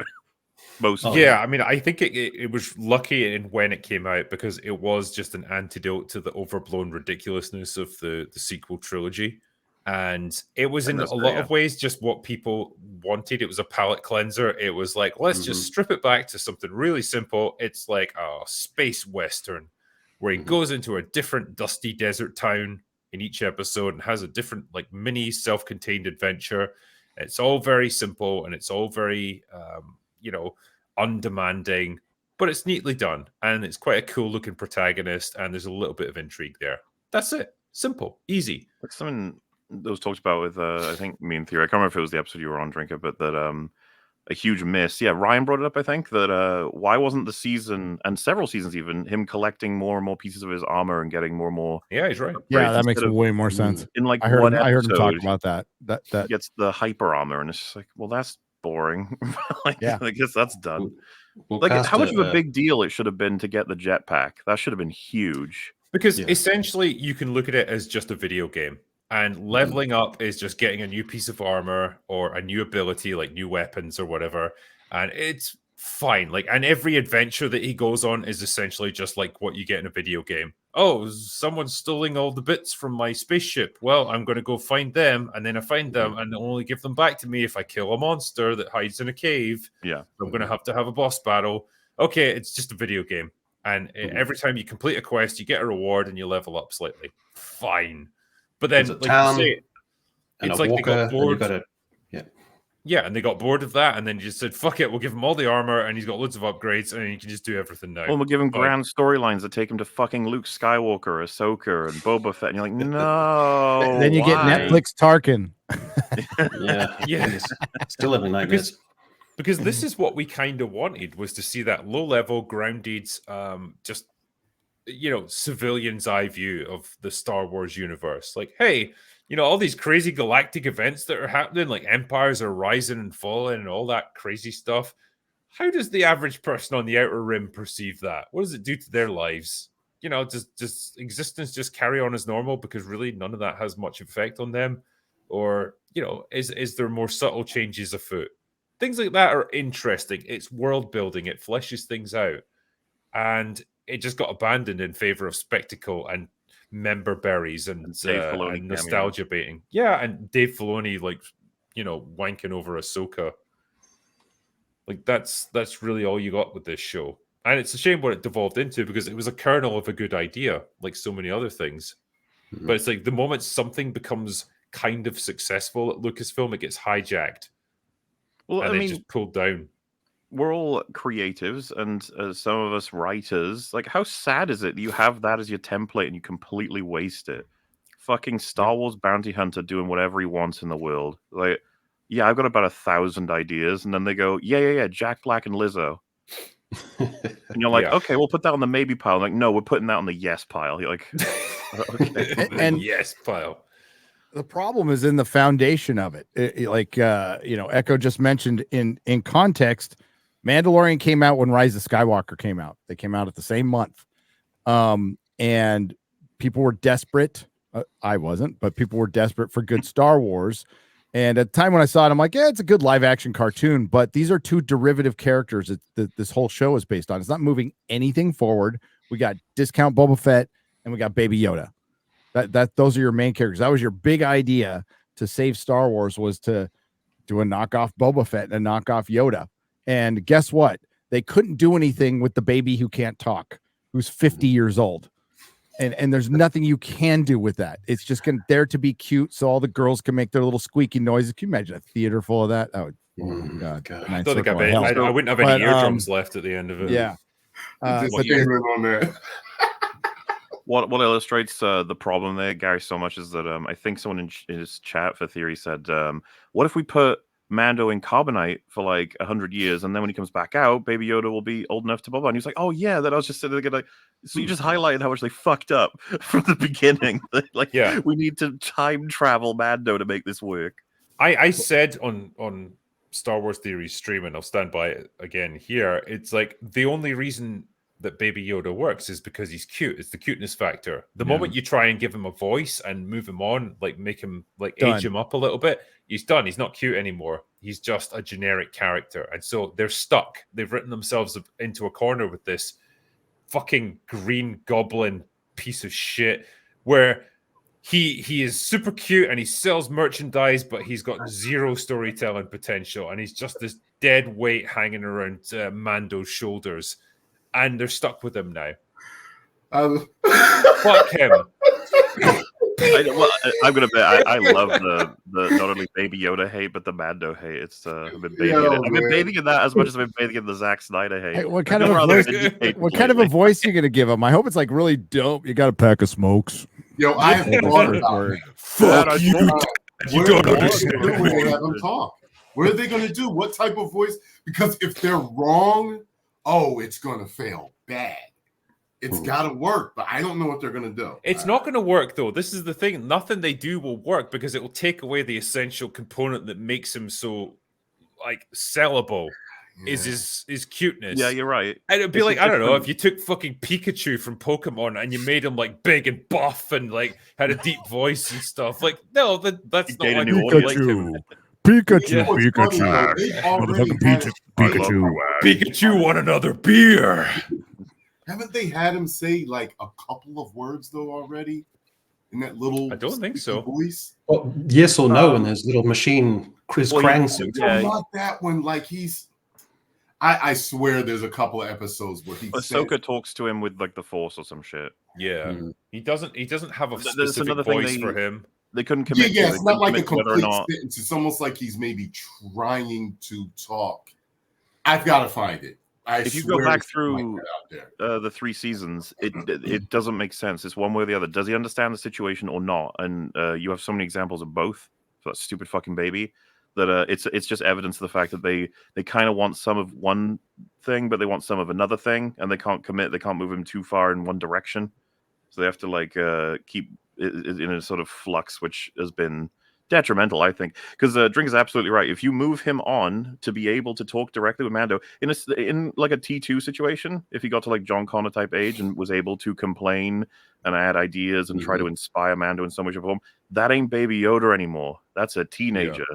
Yeah. I think I just had an idea. If they do have him talk, maybe they should have a real little boy do his voice, kind of like the Charlie Brown characters. I'm thinking that could work. But you know what they would do is they do some AI modified Frank Oz version of a child. He talk exactly like Frank Oz did. And it was terrible. Give It's gonna be Grogu like some, weird, some, creepy some gay guy from agency. Family Guy. It's like, get over here, children. He just runs No, around give- waving. How about South Park? Jesus Christ. Give Grogu agency and make him annoying, And and Stewie's voice. Someone just said in yeah. chat.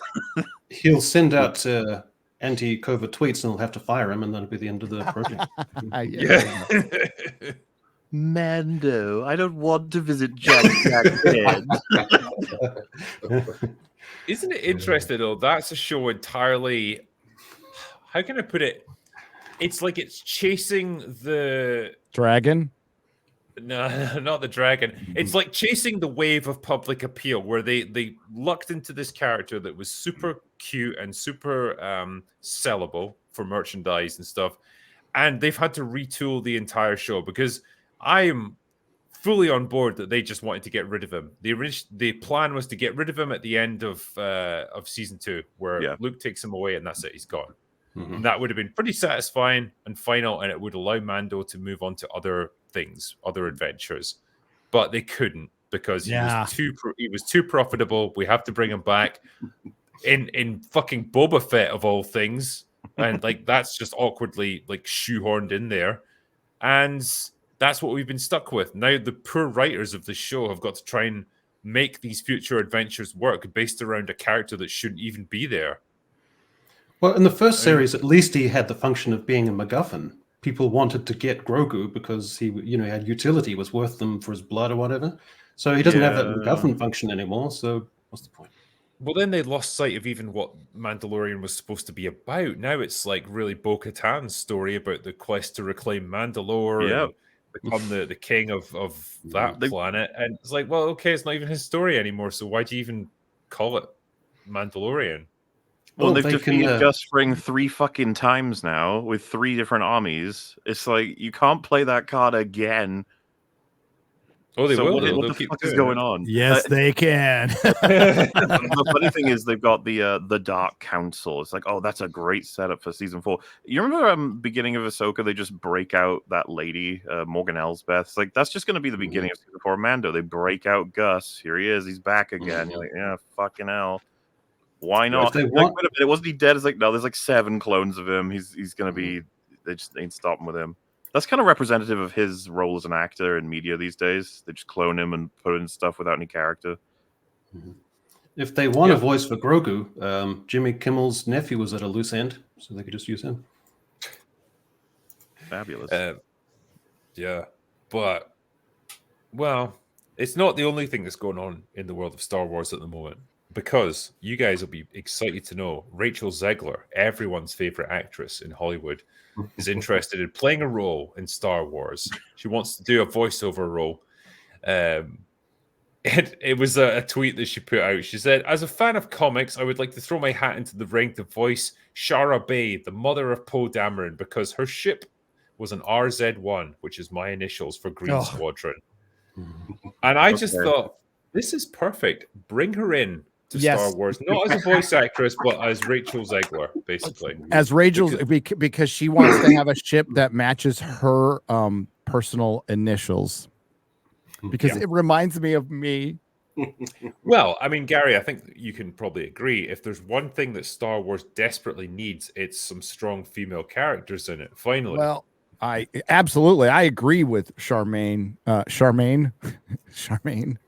whatever her name was. That we it's about time some women shape Star Wars. They need to shape it.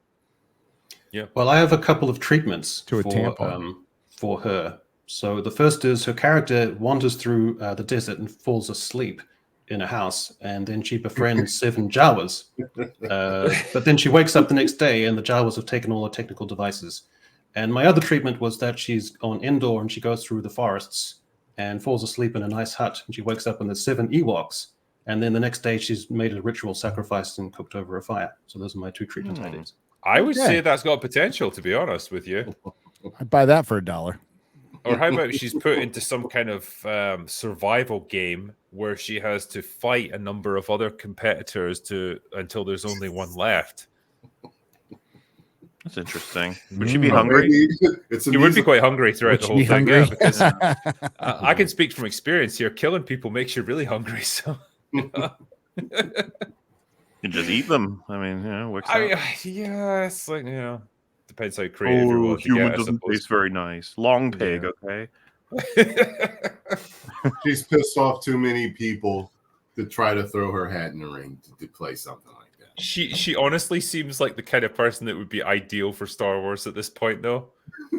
I think well, she wants for what they're doing, she wants to rejuvenate the Force because the Force is dated and very evidently so. Weird. Weird. Yeah. weird. The Force is a bit weird. It's true. Oh god. I mean, it's just Star Wars is a failure. Disney Star Wars is a failure that will be studied till the end of time because it is so catastrophic and consistent and incompetent. And, where everybody is just waiting for them to figure it out. Like even the people who backed them before have a very hard, they still try. The shills are out there and they still try, but they're having a hard time defending this. It's just getting sad. How long The last defense was you're afraid of a woman director. That's not what anybody had a problem with. Not a single person had a problem with that. Was the activism. How long do you think it'll be before there's a generation that's like, what do you mean Star Wars was like famous and like a juggernaut? What do you mean? Why did you like Star Wars? and you have to like convince me like, no, it was huge. And it's like, why? What do you mean? No, it wasn't. It's like, no.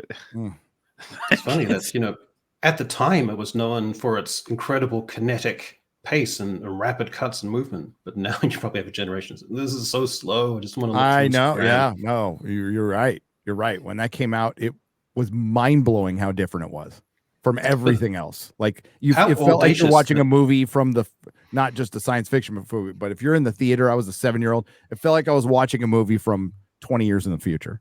Mm. And the first 15 minutes are just two droids who we don't know wandering around on a planet we don't know on some vague mission. Amazing. We just said Gary's like the Blade Runner sort of effect where you watch it and you're like, wait, sorry, when was this made? You're like, I know. Yep. I'm so naive and out of the loop. I didn't even know that this What If series originally on Marvel was actually a thing. I'd never actually heard about it until 24 hours ago. There you go. Is it any good, Gary?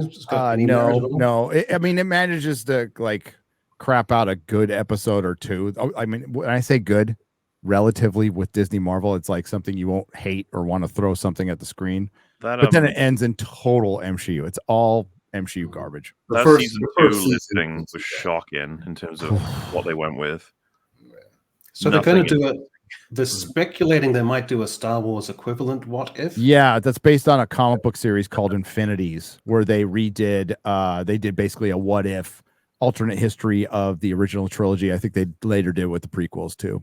This is so dodgy because you know what the psychology of that is like to me? Like if you're a kid and you watch the Star Wars films and then you gather your huge sprawl of Star Wars toys, then with a kid's psychology, you just mash things together so that He-Man is fighting Darth Vader and C-3PO is riding a Tauntaun because you're a child and your brain hasn't developed properly. So their writing is still better than the story group. if you're developing a show based on that psychological premise idea, that's so debased. I mean, dumb. I think it all comes down to this fundamental problem of like multiverses and infinite realities and infinite possibilities, because if there's no definitive one that you can latch onto and say like this is like the actual story, once you start like telling people like there's infinite like different realities out there where like fucking Han Solo is now like Darth Vader and whatever other like ridiculous realities. Han Solo's not a deadbeat dad. It's out there. What if Darth Vader was a girl? But the point is, that'll be the first one. the human brain just doesn't really cope with that sort of thing very well. So then you just kind of disengage from all the possibilities because you're suddenly confronted with this this universe of infinite nothingness, where nothing matters anymore because every character that died is alive in a different reality. Every enemy that was defeated won in a different reality. What's the point in anything then? Like, there's no reason to get invested in any of it because you can just bring people back with a little bit of dimension hopping. What's the canon point in is that? so passé. I think my issue is even more fundamental than that. Any news that's like, this show is going to have these characters, this show's going to have these characters, this thing's going to be about this is going to be they going here or they going here, this era, this character. It's like, it's not addressing the fundamental problem of who the fuck is making this. Who cares? If they announce this show is going to be all about Jimbo Flizzflam from Coruscant, I'd be like, yeah, that's about the same excitement I can generate for a show about Obi-Wan Kenobi at this point. Yep. Like, what difference does it fucking make? Yeah, I say it all the time. They come out with these announcements, and it's like, but it doesn't matter because look who's making it. Yeah. Doesn't matter. And until they turn around and stop, it's never going to matter. Because there would have been a time not all that long ago where they announced like new Star Wars projects with like this character, this legacy character, that legacy character. And we would have got like super excited, like, oh my God, X, Y, and Z are coming back. This is amazing. Now it's just greeted with absolute dread. It's like, oh, who are you going to fuck over this time, guys? Yeah. You know, it shouldn't be like that. That's how you destroy a franchise, by making people dread your own products. Yeah. They've been that consistent at being that bad that we now just know. We fear what they're going to put out. We just know. Yeah. And it's a surprise if it's good. That's big tipping point, I think, the mainstream thing is that people just used to put their kids in front of a Disney product just because they could, have something to distract the kid for 2 hours, and they wouldn't even think about it. Now people have a kind of a little pause, and they go, "Okay, what is this? Is there any messaging in this?" They have just a little pause before they leave their kid for half an hour. They come back and they've got pink hair and like nose rings and stuff, and like pride flag hanging above them. It's like, what's happened here? What have you been watching? I want to be non-binary as well. Yeah. I was going to ask you, Gary, because you mentioned, we touched on this earlier, right? When you mentioned that they're going to be doing another Star Trek movie, right? And this one is going to be a prequel to the Kelvin timeline, which is going to be set aboard, I think, the USS Kelvin, right? And it's going to have... Maybe. Yeah, I didn't hear that detail, but is it going to have... Was it going to be before Kirk's father? Or is it going to... It's going to be like decades before, apparently. Decades. Like so it's going to be 30 years. Early Federation. Yeah, this will never get made. This will never get made. Nobody cares about the Kelvin timeline. Nobody cares about Star Trek anymore. The only Star Trek movie they could pull off was rumored, and it was just a rumor. It was a complete mistake because Patrick Stewart came out about 2 weeks ago and said, "I'm getting a script for a Picard movie." And that wasn't the case. Like, he was confused because he's old. He's confused old man. Because he's old. So that's not happening. And that would be the only thing I think anybody would even care about, and that thing would massively flop in the movie theater. But yeah, like a wild pent up demand for a prequel to a prequel. So we're going to give the people what they want. A prequel to a prequel to an alternate timeline. Like, what are we talking about? Andor right now? Well, it is from the makers of Andor. It's the makers of Andor have been brought in. You know what it is, Drinker? It is Jar Jar Abrams desperate for work. Absolutely desperate, because bad reboot hasn't made anything. He took that big paycheck from Warner Brothers, developed one series that they shit canned immediately. I think co-developed what's going to be the very woke Batman the Animated Series. How do I know it's woke? The creator said it was going to be woke. Okay, so don't want to really argue about that. And they're making a Batman the Animated Series for the modern audience. Good luck with that. And it got canceled at WB, but then it got picked up at Amazon Prime, and they're working on it there. But he hasn't done anything. And I just went over an article a couple days ago about how the next Spielberg is now basically a pariah. I saw that. I read that article. Yeah, it was really good. It's a really good article because they give him shit. It's not defending him at all. It's like, no, this guy kind of sucks. So, and people figured it out. That's all it was. So I think he's just desperate for work. And Kurtzman has the TV portion, and Jar Jar still has the movie portion of Star Trek. Right. So, and it's the only thing he has to fall back on. So he's going to announce more movies. You know how many times has Star Trek 4 been announced? Yeah, and none of the cast are interested in doing it anymore. Like, the audience interest isn't there. The only way you can make Star Trek work now is to produce a super low budget Star Trek movie, like maybe 40-50 million. Yep. And get a great director in there to work on it, and fucking, I don't know, try and like undo the Kelvin timeline, just carry on from like the TNG era or something. Like Yeah, something that people actually cared about. If they pull like a reverse Dark Fate and in the first 5 minutes they just wipe out the entire timeline and kill everybody in it, I'm in. I'm absolutely in. That'd be fine. And yeah, that'd be fantastic. Just they could slow it down. Slow it down. No motorcycles, no Beastie Boys. Just do a Star Trek film. You know? And it undoes everything. So you know, Romulus is still around, Vulcan is still around.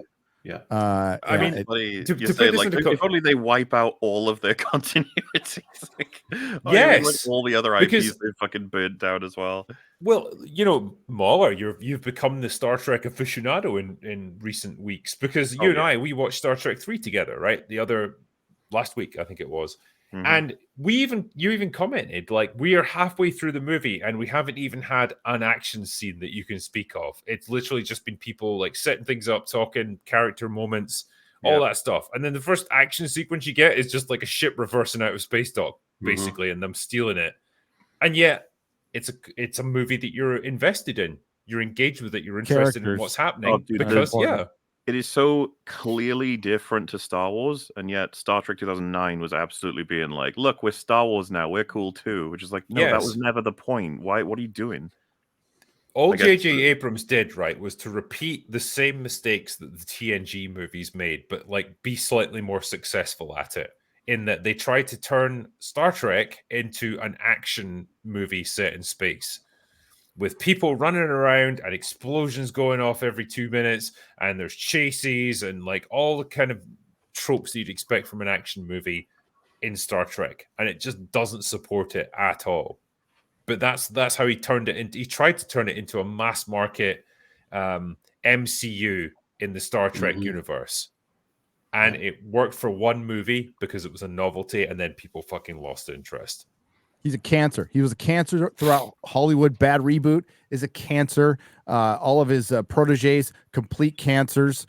One of them's producing Wheel of Time. One of them's married to the producer of Rings of Power, who's Wheel of Time. They both come from Bad Reboot. The two showrunners of Rings of Power come from they're rejects from Bad Reboot. Damon Lindelof, who did that crappy Watchmen series, is from Bad Reboot. Alex Kurtzman is from Bad Reboot. Like it's a cancer of creativity. They should all be banished from Hollywood forever and go to trade school. They're terrible. They're awful. I mean, it sounds like J.J. Abrams basically has been at this point. I was going to say, it does feel like wants to work with him. Fate is eventually catches up with them, which is neat. He came out of the gate. He did Super 8. That was his big first feature, right? Because that was a perfectly charming film, a nice homage to Steven Spielberg. I didn't like that film. I hated every second of Super 8. It was the worst Steven Spielberg impression I've ever seen. Wow. That's the thing about him. He's a botched clone of Spielberg that was left out in the sun. It's just nothing left. He did a good Mission Impossible movie. I'll give him credit for that. Jar Jar did a good. Yeah. I'll give him that. He had the absolute Midas touch, done the Star Trek, brought in for the Star Wars. He was untouchable, and then Daisy Ridley, and then years later, Daisy Ridley's making $1 million film, and J.J. Abrams hasn't been heard of again. What year was Star Trek Beyond, the third one? So 2012. Oh no, it's Beyond. Sorry, 15 or 16. I could be wrong though. Because 2009. Wait, 2009. It was 2012 for Into Darkness, which is fucking terrible. That's in 2016. Yeah. 16, which actually lines up better with what I assume happened, which is the Star Trek and Star Wars took a huge hit at the same time, and they were both kind of his in a way. From the same person. Like, even though both of those films aren't directed by him, right? As in TLJ would be 2017, and then 2016 if it's Beyond. He didn't do Beyond, right? Or he would. Yeah, I mean, so no. Yeah, so I'm not going to blame him for that necessarily, but it's like his production, Bad Reboot made it though. Yeah, I think what happened is for what these things were going to be. Yeah, it reveals just how much the foundation set by him and the reboots set by him were worthless. Like, because you look back on like what was because I remember the sentiment at the time, and to be fair, I shared a lot of it. Was like TLJ ruined TFA, but then you take more and more inspection, you're like, well, like what? I don't know. It was more so if you were going to make a good sequel to TFA, you'd be rescuing and repairing. You wouldn't have been building on top of.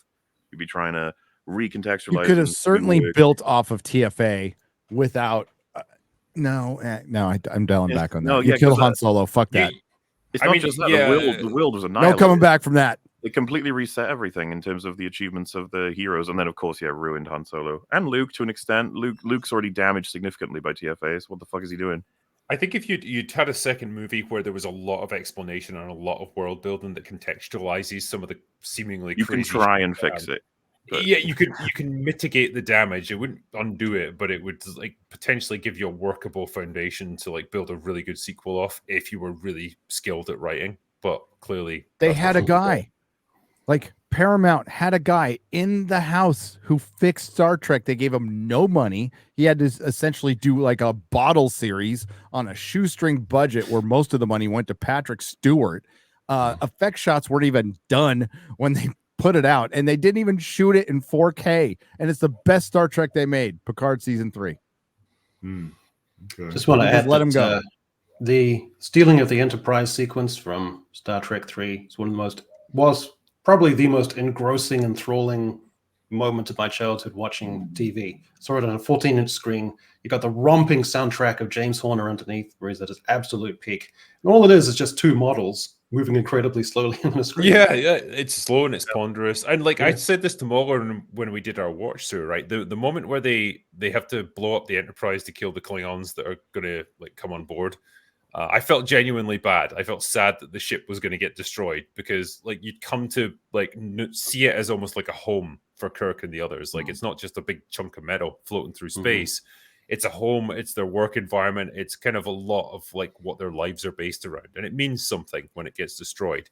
Whereas when I look at the J.J. Abrams Star Trek movies, every fucking film that ship gets blown up or like bits get blown off it or whatever, it like gets its Attacked by a ass kicked. swarm or something. Yeah. And I didn't care. I didn't feel a single thing about it because I never got a chance to like get to know it as a character or a location. It's just a thing that people run around in.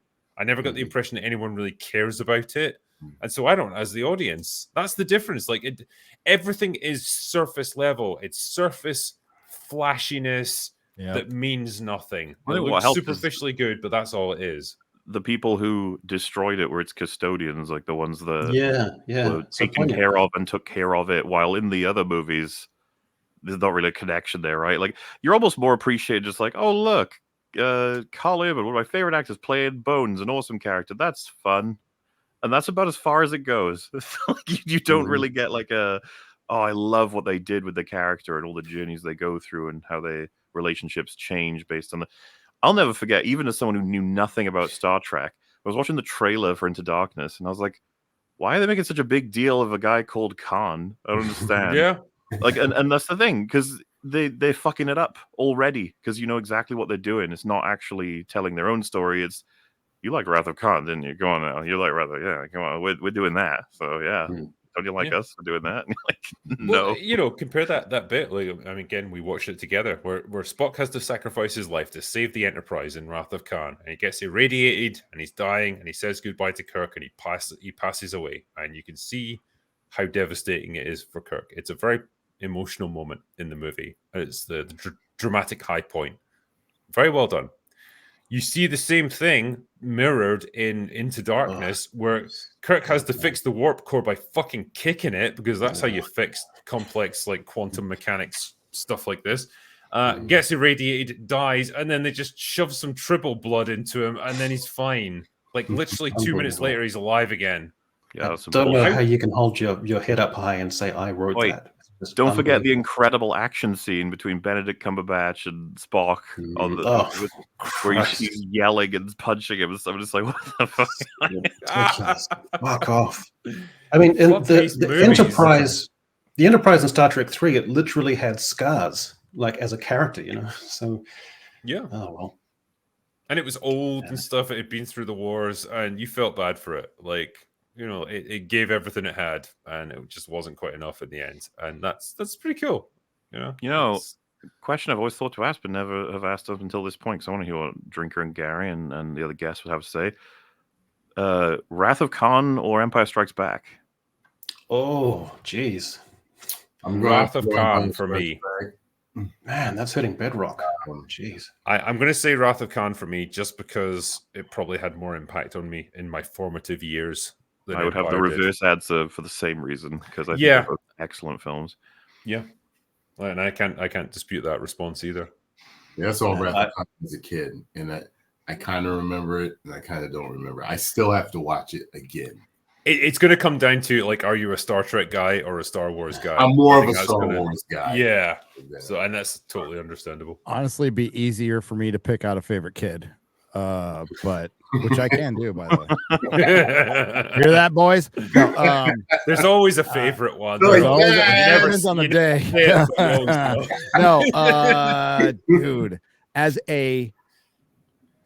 Now I'm a Star Trek guy. I still got to say Empire, because when I saw Empire, it was so different from Star Wars, and I'll never forget seeing the trailer for the first time. I'm like, what is this? And it just felt like they leveled up and they took it in the direction where you'd always made it a little darker. They got their ass kicked.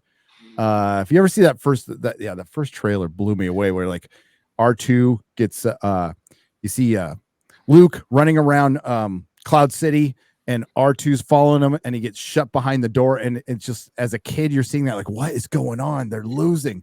It blew me away. But then, of course, it was like 2 years later, I saw Wrath of Khan, and it was the same. But I'm like one of the few people who like Star Trek the motion picture, like, a lot. I liked it.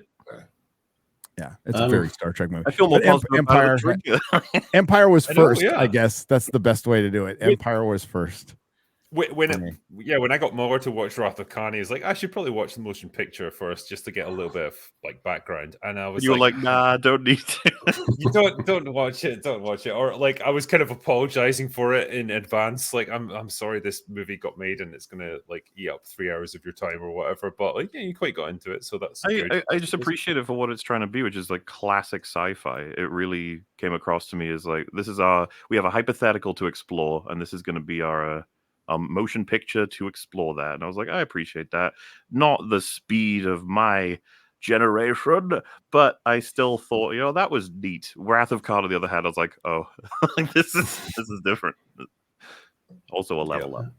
I mean, this is hard. I mean, as a kid, I wanted to live in the world of Star Wars. And Empire Strikes Back is packed with innovations, the asteroid chase, the Hoth battle, the color palettes from Dagobah to Bespin City, the beautiful character relationships and the character arcs and different storylines converging, the epic lightsaber duel at the end, the brilliant conceit where you're introduced to Yoda and they make you believe this puppet because you're fooled as well as Luke is. So that's a brilliant way to draw you in. So that's the world I wanted to live in. But in terms of I'd say the Wrath of Khan, because its emotional depths is just the better film. So I have to go with Wrath of Khan. I feel like, and I don't want to, I know I'm going to come across as super biased here. I would probably say Wrath of Khan has more to say about the characters, about perhaps getting older, about finding new meaning in your life, and like the second half of your life. Yeah, it's more adult than Empire for sure. And I'm not trying to take anything away from Empire, because like it's an incredible movie as well. But yeah, I suppose it's crazy Drinker watching it like as a kid and looking at Kirk and yeah, he is getting old. And then watching it later and I'm older than he is in the movie. He's not getting old. What are you talking about? Yes, I feel fine. It's bullshit.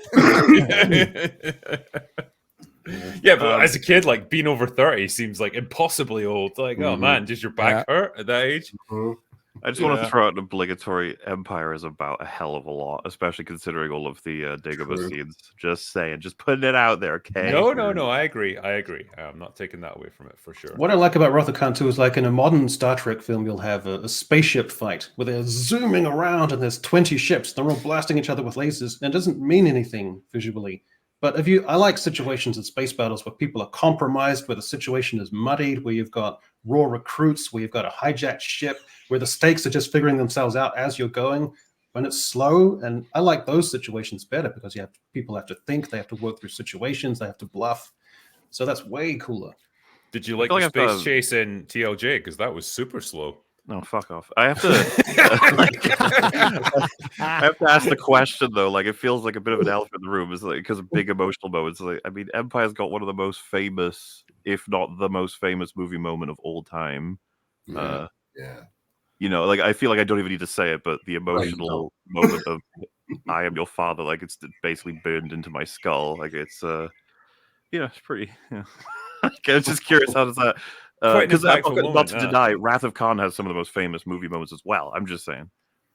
Well, this is a chance to resolve a question that I have. When Kirk is delivering the eulogy and he says, of all the beings I've met in my time, his was the most human. And then what's that word he says after? Is it like among us? What is that word he says when he's it's an order. I think it's something to the effect of like shoulder arms or something, like as in like salute, because like the coffin's now going out to get fired out the photon torpedo tube. Yes, it's an order. Oh, because I thought that was still Kirk and his voice is still no, it's someone else who delivers that, I think. But yeah, James I get why came up with it's Kirk. James Doohan came up with the idea of doing the bagpipes. That was James Doohan's own idea. Yeah. I mean, like Amazing Grace, I guess, is one of those songs that, like, when it's played on the bagpipes, it's designed to like wring emotion out of you, so it was always going to be pretty effective. But yeah, it's good. James Horner turns it into the sweeping orchestral version of it. Oh my god! Yeah, come on. Sorry, we just hijacked your empire. No. This is all true. Like, Wrath of Khan hits hard, even to the point where it's fucking. They do a previously on in the third movie, and I was just sitting there like, God, that was so good. But this is so annoying. Like, we're talking about movies that were made like 35, 40 years ago. Yeah. Like, oh my god, they were so fucking good. It's like, who's going to be talking about like Star Trek Into Darkness, or The Rise of Skywalker? Remember that bit where fucking Rey died, and then like fucking Ben Swallow brought her back to life, and then he died, and they kissed, and then that was it. Oh my god, the emotion, man! Fucking Ben Swallow. Fuck those movies. Remember when she like raised the dagger up? Abrams, you fucking hack! I hate you. She raised the dagger up, and the dagger matched up to the fallen Death Star and stuff. Just so chat aren't blindsided by this, we're not fans of the sequel trilogy, guys. Just if you in case you wondered, They've been following us. They're very aware. God damn. Red Letter Media they There's called it new like people here. they just called this years ago, or the old meme. Like, how does it feel to see your favorite franchises go down in flames? For all of their amazing moments and predictive powers, they are also, and he feels shame for this. They're the ones. I say they're the ones. Mike is the one that said J.J. Abrams should take control of Star Wars.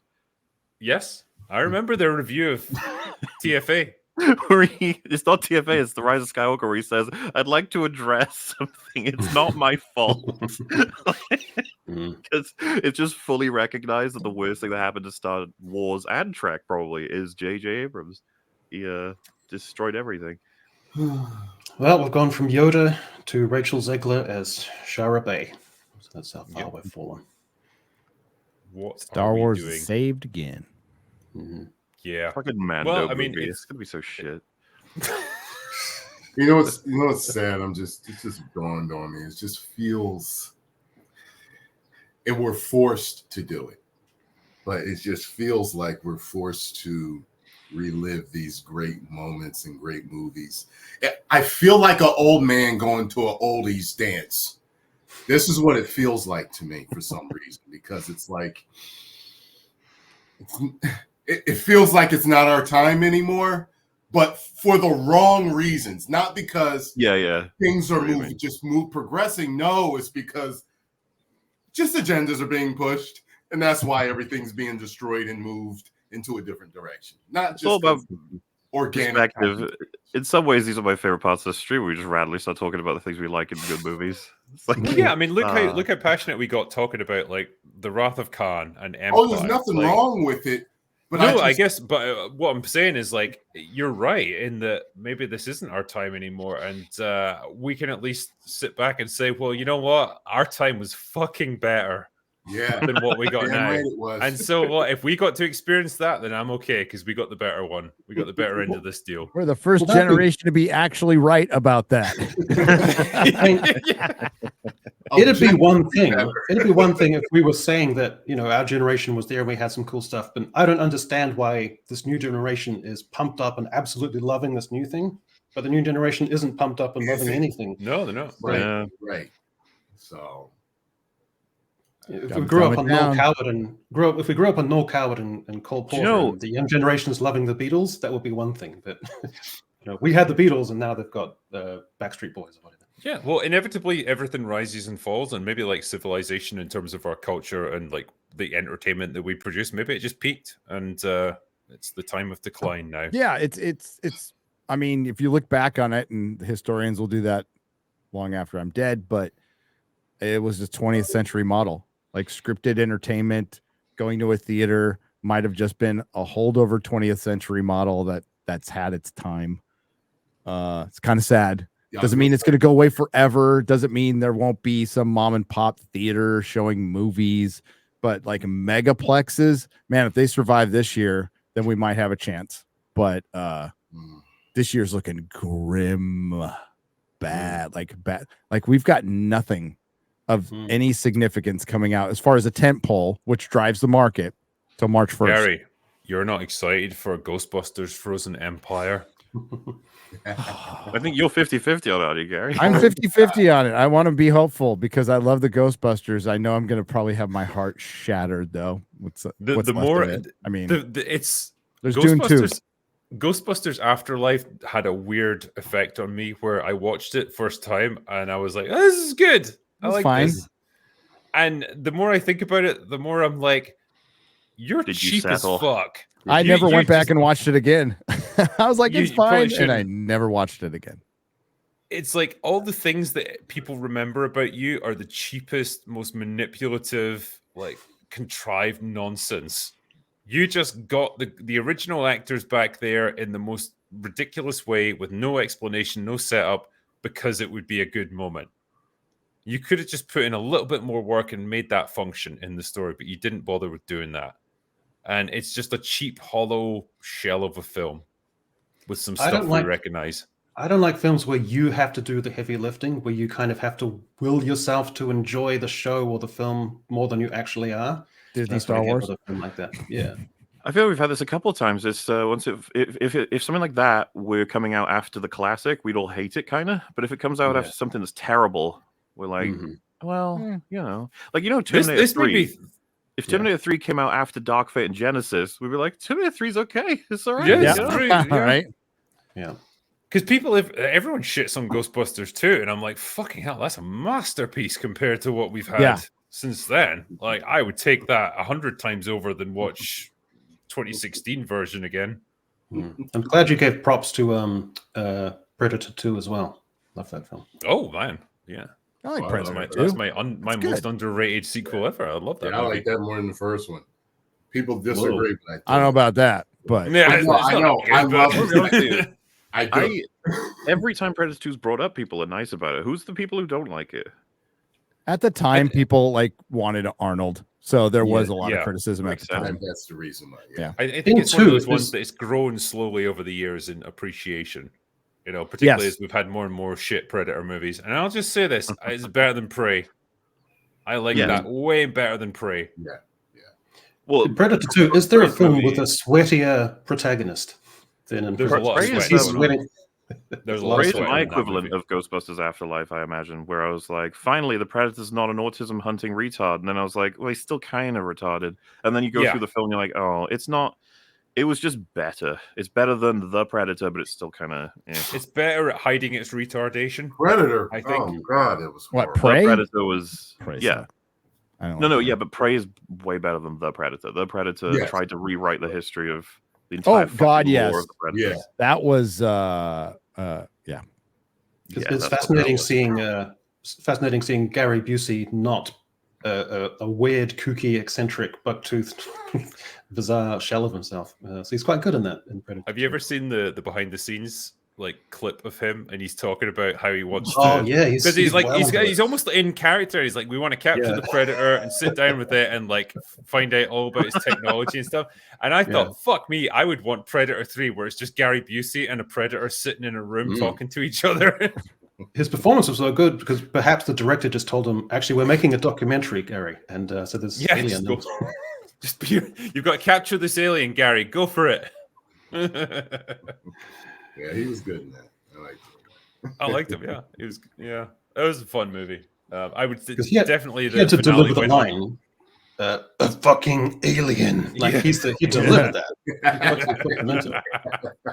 I think King Willie was my favorite character in that whole movie.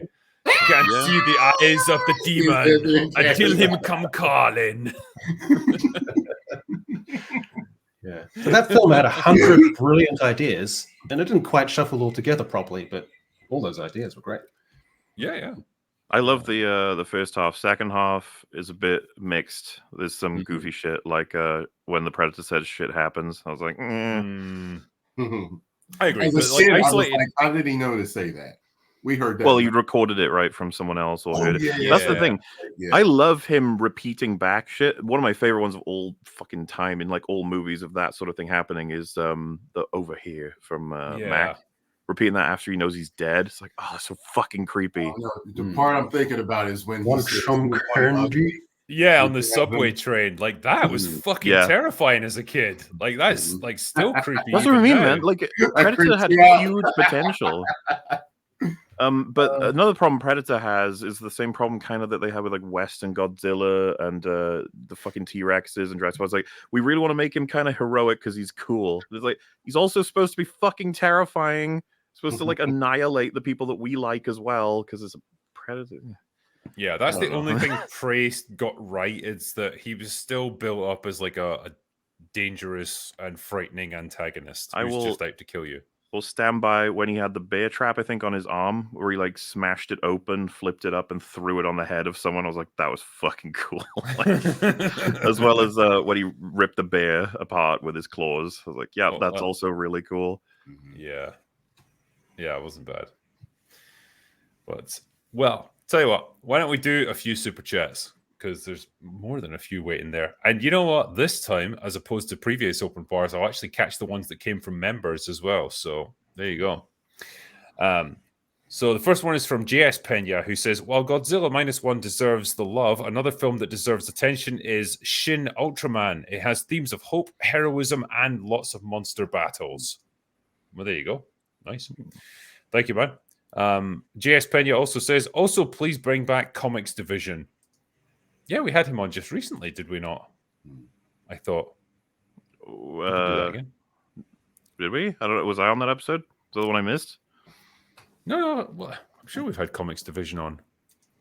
No, I'll need to check back. Anyway, Stephen Bobo says, hey, Drinker, good news. I found out that Final Fantasy VII Rebirth, the world map size is between 55 to 60 square miles, bigger than Witcher 3, smaller than DayZ. Okay. Well, that's going to be interesting because, yeah, the world map in the original game was just like a way to fast travel between settlements. You couldn't necessarily explore it on its own. It was just a case of like getting from place to place. But yeah, okay, fine. That's all good. Joshua says, hey, my friend, any interest in doing video game live streams with a guest or two like MauLer, etc.? Az does them regularly and they're very entertaining. Yeah, Az and I are going to do something soon. So stay tuned for that. But yeah, I haven't done a gaming stream for a while. Drink, we should play Resident Evil 5 sometime together. I would love that, MauLer. It would funny. make me very happy. Who's going to be Shiva, though? I'll do it if you want. Java, come on. I mean, come on. She's functionally identical to Chris, I suppose, so it doesn't matter much. Stephen Bobo says, question for Tyrone, maybe Nerdrotic as well. Why does the younger generation of comic fans like a character like Goku over Superman? I don't know if they do, but I would say that my answer would be that I think that Goku's popularity has stayed relatively constant while Superman has been usurped by Batman's popularity. Because Superman was the most popular at one point, but after, Frank Miller, Tim Burton, and he hasn't come down yet. So that's what I think. Yeah, I haven't read anything with Goku in it, so I would say it's just been in the zeitgeist and what you said, consistency. It must be consistent enough for people to still be into it. My kid knows who Goku is. My kid knows who Superman is, but my kid will read the Goku stuff. And that's because manga has just completely stolen the American comic book industry's thunder. Never to look back, by the way. Never, ever to look back. Superman's a great character, but I think DC just screwed around with him too much. They just kept on trying to change him instead of just having him be what he is. Yeah. A hero. If James Gunn fucks it up, Superman's doomed. Mm-hmm. Uh-huh. That's the last chance right there. Yeah, it's not. Kaylee Fall says, have any of you guys seen Wonka? I've seen it and I quite enjoyed it. I also finally got around to watching Dune 2021 and I'm stoked for part 2. Well, good. Hopefully it's lives up to expectations, but I haven't seen Wonka. It's doing good numbers at the box office though. It's past like 500 million. Okay. It's amusing. I have no desire to see it because I just want to leave Wonka as Wonka from the original 1970 version. I don't think there's much to be gained from me watching this new one. Yeah. I kind of agree. Like, I'm not that invested in the character that I need to see a fucking prequel about his early life or whatever. So yeah, I don't really care. Have to be heavy recommendations from trusted sources for me to be like, okay, yeah, I'll check it out. After Tim Burton's one, okay, I've got a bit of PTSD. Yeah. Mr. Luca says, what film has got the best CGI in history? TF1 for me. Avatar 2. I mean, I was about to say that's the correct answer, I think. Avatar 2. Like that, I don't even like Avatar 2, but I mean, the special effects in it are fucking amazing. So, Yeah, it's like, how the hell did you do this? and there's a reason for that. Like, there's a reason why you can't really beat that. Like, because James Cameron like, was spending all of his if life you on it. say you were to go back and be slightly more forgiving and say like the CGI was fantastic for its time, like it surprised me about how good it was. Like obviously it doesn't maybe hold up today. Yeah, T2. Like the one that people keep referencing is like Davy Jones from Pirates of the Caribbean, where it's like a huge amount of CGI on his facial animations, and he looks fantastic, like you photorealistic pretty much. Well, Jurassic Park and Lord of the Rings get their mentions, I'd say. As well. Yep. Lord of the Rings is seamless for 2001. There's amazing. nothing wrong with any of that CGI. Amazing. Yeah, some of the composite shots you can tell it's very, very green screeny, but I can when live with when that. Legolas is sliding down the like the tusks of those huge elephant creatures, it looks a bit dodgy. Well, I think in Moria, where they're like Frodo and Aragorn are balanced on like a big pillar of stone that's like wobbling backwards and forwards while they wait. It's like you can really tell the CGI there. But like I don't mind it. I totally recognize what they were working with. Well, I mean, I feel like half of the job is doing really good CG, and the other half is hiding your limits with darkness, with rain, with cuts. Like it's and you know that's Peter Jackson Lord of the Rings is a mastercraft in some of that stuff. I was actually going to say though, with having brought up Pirates of the Caribbean, I had a bug of wanting to watch the. I saw someone on Twitter saying nobody talks about, or they don't talk enough about how good the fight. You know the 3-way fight in Dead Man's Chest. It's with Jack, Norrington, and Will. The three of them are going off to the key. Do you remember they're all fighting over it? Yeah. I was in a call with Fringy and I was like, oh, you want to just randomly fucking just watch that scene again? He's like, yeah, okay. And we did. And so much fun. Soundtrack is fucking killer. Using the environment the whole time. Plenty of like balance of jokes versus drama. Loads of character interactions. And I was like, fuck me. This action scene is amazing compared to what we get these days. And then I was like, let's watch the At World's End one, like the whole final sequence with the two ships crashing across the spiraling water and stuff. Then we moved over to, we watched the Incredibles fight scene with Mr. Incredible versus the Omni Droid. Then we just went to, I think, the Hot Fuzz fight scenes. Then the, I was about to say At World's End again. Is that one called At World's End? Which one? The World's End, sorry. Yeah. That was a fucking tongue. Yeah. So we watched that too, and we're like, that was really good. And then I was like, I just want to check something. And I threw on fucking Bad Boys 2. And we watched like 20 minutes of they go from a car chase to a big shootout scene to another huge car chase. And I was like, shit, man. If I was to rewatch Michael Bay's like best films, am I going to come away thinking that he's awesome? Because I was like, Michael Bay is awesome. He can direct an action sequence. Yes, I will give him that. I've always felt that way, and I was when I was talking to Fringy about it, I was like, I remember the attitude at the time being that man is excessive. There's explosions everywhere. It's ridiculous and nonsense. Watch it nowadays, you're like, those explosions are so fucking cool. They're all real. There's glass, there's metal, there's plastic. Practical Dude, effects. Chat said it. The Rock. Oh, The Rock is great movie. That's probably his best film, actually. Yeah. But No, I was part of that club. I was like base explosions and making fun of him, but I've completely came around to I would Bay. bring back Michael Bay over J.J. Abrams 100 times over. 100 times. 100 times. Well, I was gonna say his action scenes are funnier than most that are around these days. Remember, like in Bad Boys, like a lot of it was based on how funny those two were together as like opposites while dealing with insane action scenes. Like I forget where they are. It's like a highway or a bridge or something. But the bad guys have got like a huge transport of cars, and one of them comes off the back with a chain, and it's like a ball and mace on like a whole motorway with police, and everything's just blowing up. And it's like, holy shit! I was thinking to myself, like, man, could they even make this now? Are they even allowed to? You know, I think there would honestly be an interesting video to be made of like comparing the Michael Bay movies of the 90s and maybe the early 2000s with like modern era action, you know, effects heavy movies, and saying like which was better, really, you know, which was more engaging, which like provided a lot more entertainment. I think Bay would come out on top. It's funny because people are saying like the Transformers action sucks. It's like I'm not. I feel like Transformers kind of killed Michael Bay's artistry. Yeah, I think so, because like he had to make constant use of CGI, and it was just way too much. But yeah, I don't know. I like because I'm not trying to just shit on him all the time, but I was comparing him to Zack Snyder, and I was like, "Fuck me, I'll take like Michael Bay over him 10 times over at this point." For some reason, I was just thinking about that big chase sequence at like the midway point of The Rock before they actually go on the mission, and it's like Mason just like, you know, goes on a rampage with a Humvee, and like there's this massive like crash scene. And this dude just says to Nick Cage, he's like, "Hey, dude, you just fucked up your Ferrari." And he looks at me and just goes, "It's not mine." There's loads of fucking awesome lines. Do you remember when the guy whose Humvee he stole rings him? It's just like this lull in the action, and then you hear like ranting for ages, and then Sean Connery just goes, "I'm only borrowing your Humvee." So Michael Bay went to the same university and was in the same class with Joss Whedon. And later worked with Zack Snyder.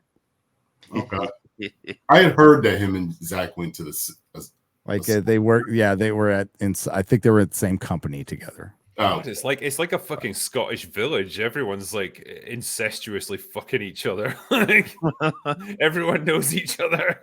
God damn. Yes, I'm literally just talking about this. Entertainment is like every other industry. Everybody knows each other. They're friends. They're having sex. They got kids. They're nepotism, just everything. Cheating on their wives. Yeah. And as much as The Rock is a very funny film, and I hate referring to it this way because it gives the wrong impression, but the shower room scene is amazing. Yeah, really. Yeah, like a lot of people are like, "Wait, what Promises. happens in it?" And it's like, Well, "Oh, the bathroom scene is amazing."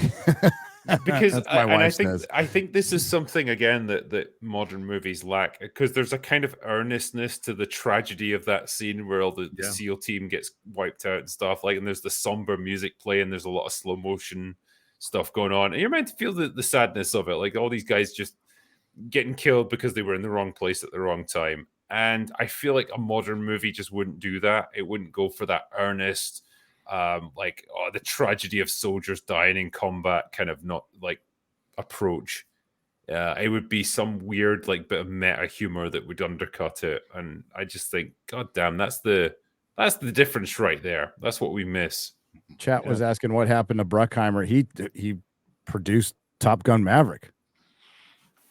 yeah, he's not gone." I think that's just because gone. he owned the rights to Top Gun, though, didn't he? Yeah. So that's probably why. Oh, okay. And he still owns the production rights to Pirates of the Caribbean if they ever decide to do something with that, which they won't. And I don't know about Bad Boys or not. Well, Bad Boys 4 coming out this year. Yeah, No, he does own the rights to that because we know Gary. Oh yeah. So anyway. Moving on.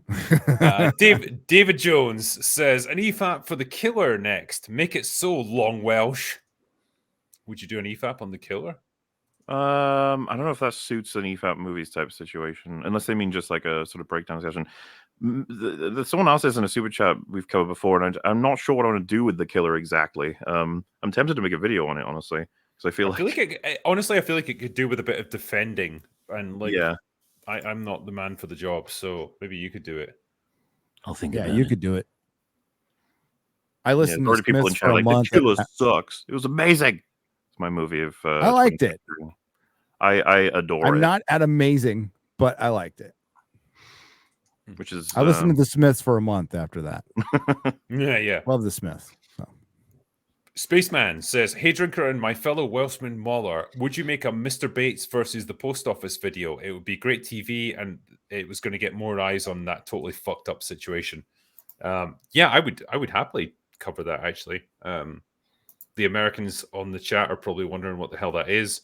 The short version is in the UK, like maybe 15, 20 years ago, they brought in like this new computer system to manage all the finances of all these like little tiny local post offices. And it was completely shit, and it messed up, and it got all the sums wrong, and it made it look like all the people at these branches were stealing money. And so they got prosecuted. And a lot of these people were just like little mom and pop stores like you have in the States, you know, like little old ladies who run the local post office and handle your mail. Terrified by this because they're getting approached by the police and told that they're stealing money. Some of them ended up even like ending their own lives over it, like totally destroyed their lives, and they wouldn't fucking admit that they'd done wrong. Rather than just admit, yep, we got this thing totally wrong, they just covered it up, and it's only come to light recently, and hundreds of people got completely fucked over because of this. And it's just one of the biggest like miscarriages of justice in recent years in the UK. So it's finally come to light now, and they produced like a drama about it, and it's apparently fantastic. So yeah, hopefully it gets more attention. Yeah. Imagine getting something wrong for so long and never admitting it. Yeah. Crazy. It's just the fact that the people that suffered from this are like the most, generally speaking, like the most like nice, law-abiding, like generally like older people and stuff who just, like they say, run your friendly neighborhood post office, like the kind of people that have never done a thing wrong in their lives, and they're getting told you're criminals, and you either admit to it and we can go easier on you, or you're going to get completely like dragged through the coals. And then people knew they made a mistake afterwards and didn't say anything and let these people fry. God, they should all. That's despicable. Evil. Anyway, Evil. Piston says, question for you all. Which video game was the first that you 100% completed? Mine was Wario Land, Super Mario 3 on the Game Boy that I played with my father. I mean, how far back you want me to go? I mean, all the way back, Tyrone. Take us back to the beginning. Yeah, you mean it's going to come down to like, what game did you first play the absolute shit out of? Because we never called it 100% when we were kids. Yeah. It wasn't like that. We didn't, You just kind of felt like you knew it back to front, I guess. Yeah. Mine would be like a Pokemon game. I think Pokemon Blue was the first game that I like went throughout the whole thing back to front, sort of thing, on Game Boy Color. So You're not going to ask me this question. It's not even fair. You're going to say Pac-Man on the arcade. Yeah, I was going to say, I'm it's going like to say fucking Donkey Kong. Donkey Kong. I went crazy with Donkey Kong. Didn't Billy Mitchell like get exonerated? The Donkey Kong Records guy? Did I not see that? I don't know. I've not been keeping up. I watched The King of Kong years ago, and then I've kind of fallen out with that. Well, they said he cheated, but then I saw something come out that said he's exonerated and all his records are being put back. Okay. Yeah. Okay. I think it's so fantastic that people are still fighting viciously over like the best Donkey Kong score. Donkey Kong on in the arcade, but on ColecoVision. ColecoVision. Just before chat fucking try to destroy Nerdrotic's whole existence, apparently he is definitely guilty and cheated. 100%. Like everyone's posting that he definitely. Okay, cheated. so I saw the articles were out going up 2 days ago, but I don't know. I don't know if they're 1000% bullshit or cheat. not. He's 1,000% cheater. That's historical Okay. records now. Gary's just thinking out loud, guys. It's all right. It's like, damn, you've opened a can of worms with this one. Sorry, no, like it was during Real BBC. I saw it pop up that some organization reinstated his records. But if I'm wrong, hey, The real I got no question skin is, in the game. The guy cheated. At least he was trying. The real question is his barbecue sauce any good? That's what I want to know. I don't know. Because yeah, apparently that's his big thing that he sells now.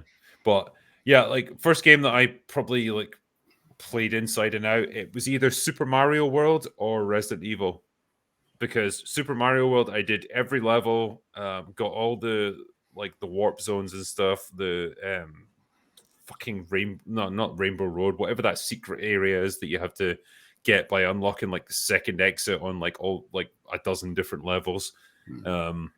Yeah, played the shit out of that game and played Resident Evil through probably about 8-9 times to get all the different endings, because there's like so many different endings you can potentially get. So yeah, those were my firsts, I suppose. Not Kevin Feige says, do you have any big movies that you dislike or have a pet peeve against? Mine, for example, is Scarface. I can't believe how many shots are in that movie of people eating coke like it was sugar. Much love from South Africa. Scarface So is a good when they one. say big movies, do they mean high budget or like critically Well, acclaimed? Probably you just, mean well liked, I suppose. Does it bother you that like all of that pure uncut cocaine would have killed absolutely everybody doing that much? Yes. They were playing it up a little bit. Sure. Despot of Antrim did a video on Despot of Antrim recently did a video on Women Talking, that Oscar loved award-winning film, nominated for 220 awards, and he does this incredible breakdown of how no, this film is shit, and it's full of messaging. So that's a really good one to check out. So I would say Woman Talking would be my pet hate. Oh, I think that they're probably looking for one Chariots that's of more Fire. considered like a liked film. Like a well-liked film that I think they you just want us to give hot takes on like Dog shit. famously liked film. like unpopular opinion. Is mine good enough to be Snyder cut, or is that not good enough anymore? That's not good enough anymore. It 'Cause used everyone to hates it. be. Everyone hates Zack Snyder at this point, I think. Avatar. Okay. Avatar is shit. Avatar 1 and 2 are Everyone shit. agrees on Avatar. That is not a hot take, Gary. That's not a hot take. Oh, I'm trying. That's- A lukewarm take. The lukewarm take. It's funny when you were talking about doing coke as well. It just made me think of Predator 2, where like they're having this big shootout at the beginning, and like the guys like just get like they get armed up and then they get coked up. Where like one guy just fucking grabs a handful and just goes like, Yep. He was ready to. the scorpion is ready. Because you know that's what it was like in the writer's room. Am I allowed to say not Inception, Interstellar? I don't mean, think that's up I think that's pretty split, don't you?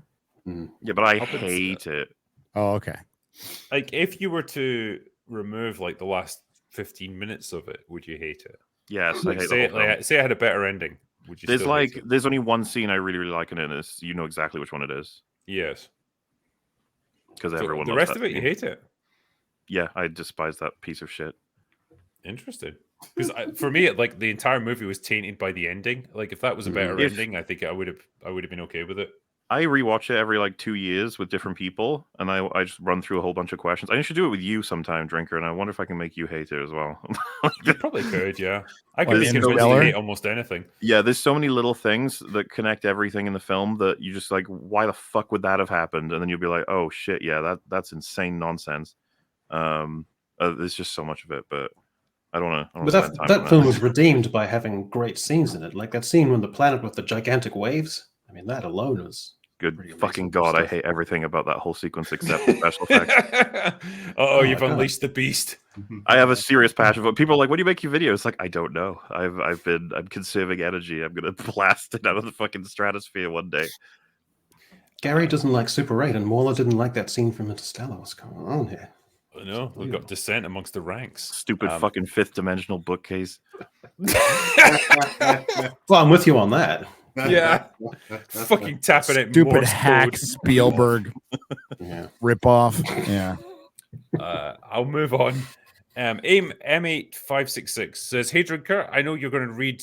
Sorry, you're not going to read the Silmarillion, but you should give the Children of Hurin a chance, or at least let Sir Christopher Lee read it to you." Yeah, Christopher Lee. Lee reads it to you on Audible. That's pretty rad. I mean, yeah, he's got a voice, that's for sure. TGV Monster says, "What are your guys' favorite Lovecraft monster? Mine is a dark young because they're a giant goat tentacle monsters, and there's thousands of them." Okay, I don't know. I would keep it classic and go for Cthulhu. Yeah, I'll go basic bitch because Cthulhu is fucking awesome. Just a giant interdimensional tentacle monster. Like, what's not With to your like? mind. Yes. Yeah, I've seen that. Yeah. AG says, "Drinker and MauLer, you two made my week by live streaming with Star Wars Theory. Thank you for all that you do. Love you guys, and I watch Open Bar every week." Sorry, I think my internet's fucking up. I'm only hearing half of everything that's coming through right now. Thank you if that was nice. I couldn't quite tell. He said, "I'll try again." He appreciates us streaming with Star Wars Theory. He liked it. Sweet, awesome. Okay. Yeah, all the chat loved it. It was 100% love in that chat, especially for Ryan. Yeah. Master of Puppets says, "Congrats on 81 years, Drinker. I know, it's our 81st anniversary. Feels good. I'm younger than I look, apparently." Master of Puppets says, "Hail my favorite Irishman." that was probably my favorite bit that of was that funny, stream yeah. theory. Have you heard that they're doing a season 2 of All of Us Are Dead? If anyone on the panel, for example, MauLer, hasn't seen it, I recommend it. Well, I haven't seen it. South Korean zombie one? yes, I've tried to get Yeah. MauLer to watch it, and he keeps saying, "No, I don't want to watch good things." I watched One Life after your recommendation. I've obviously been watching Star Trek on your recommendation. I'm still waiting for you to see. What was the last thing I recommended? Silo. There you go.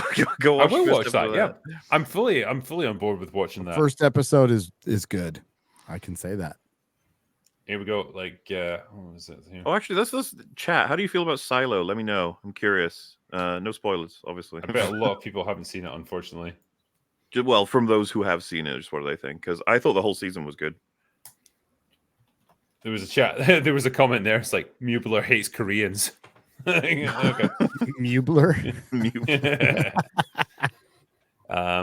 Doug Schmidt says, "Thoughts on the Iron Claw, one of 2023's best movies, in my opinion." Yeah, it doesn't come out here in the UK until February. Yeah, I sadly. want to see it. I'm just mad they left out the other brother. I don't understand why they did it. I heard the excuse for it, but there is another brother that, and they left him out of the whole movie. It didn't make sense to me. Like, it's like the Jackson 5, and you only got 4 of them in there. It doesn't make any sense.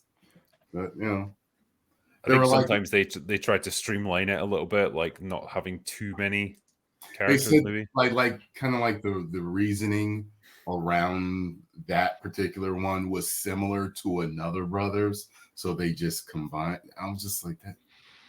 Okay, whatever. But all right. Chat is generally pretty positive about Silo. There was some I thought it was shit, but there was most I thought it was good, and some greats. So there you go.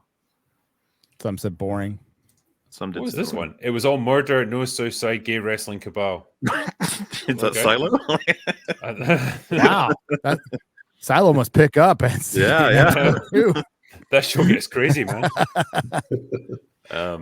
Bogdan Antonescu says, "Did you know that Alan Richardson is a devout Christian and has a YouTube channel, InstaChurch? Surprising in the best way. Who knew? Reacher the Preacher." Well, I didn't know that. I knew he's a devout Christian. We have the finale tonight For Reacher. Good. for Reacher for season 2. I've heard mixed things about season 2. Some people want to be able to watch it. Other people are saying, it's like not a patch on season 1. It's not as good as season 1. I still enjoy it though. And the penultimate episode was really damn good. All right, cool. I just started season 1, so there you go. Season 1 is like extraordinary. All right. So, Yeah, it's good stuff. Canada Plus. This is a question for the whole panel. Who wins in a fight? Ray Palpatine versus Captain Marvel? Whoa, I don't think the universe could handle that much girl bossery. The universe loses. They Whoever win. wins, we Everybody lose. else loses. I guess Captain Marvel, she flew through the sun at the end and lit it up again. So Yeah, but she Anybody's had trouble with like Marvel. a really basic Cree, like a yoga instructor cosplaying as a Cree. So Oh, power levels. I remember when they were consistent. I use Arch, by the way. He says, according to a recent interview, Brian Andrews revealed that they actually pitched a Star Wars Marvel crossover in What If. These creators are so far out of touch with their fan bases, like, holy shit. I'm not surprised that they pitched that, to be honest. That would be right on brand. That's interesting. Ghost of Drinker's Liver says, not much to say this week, just showing my appreciation for all of you guys' hard work. Thank you, man. Elsie Le Pen says, you know Disney Marvel messed up when the only echo that people talk about was the one in the room during Neil Druckmann's reception at the Golden Globes. Oh. Burn! Brutal.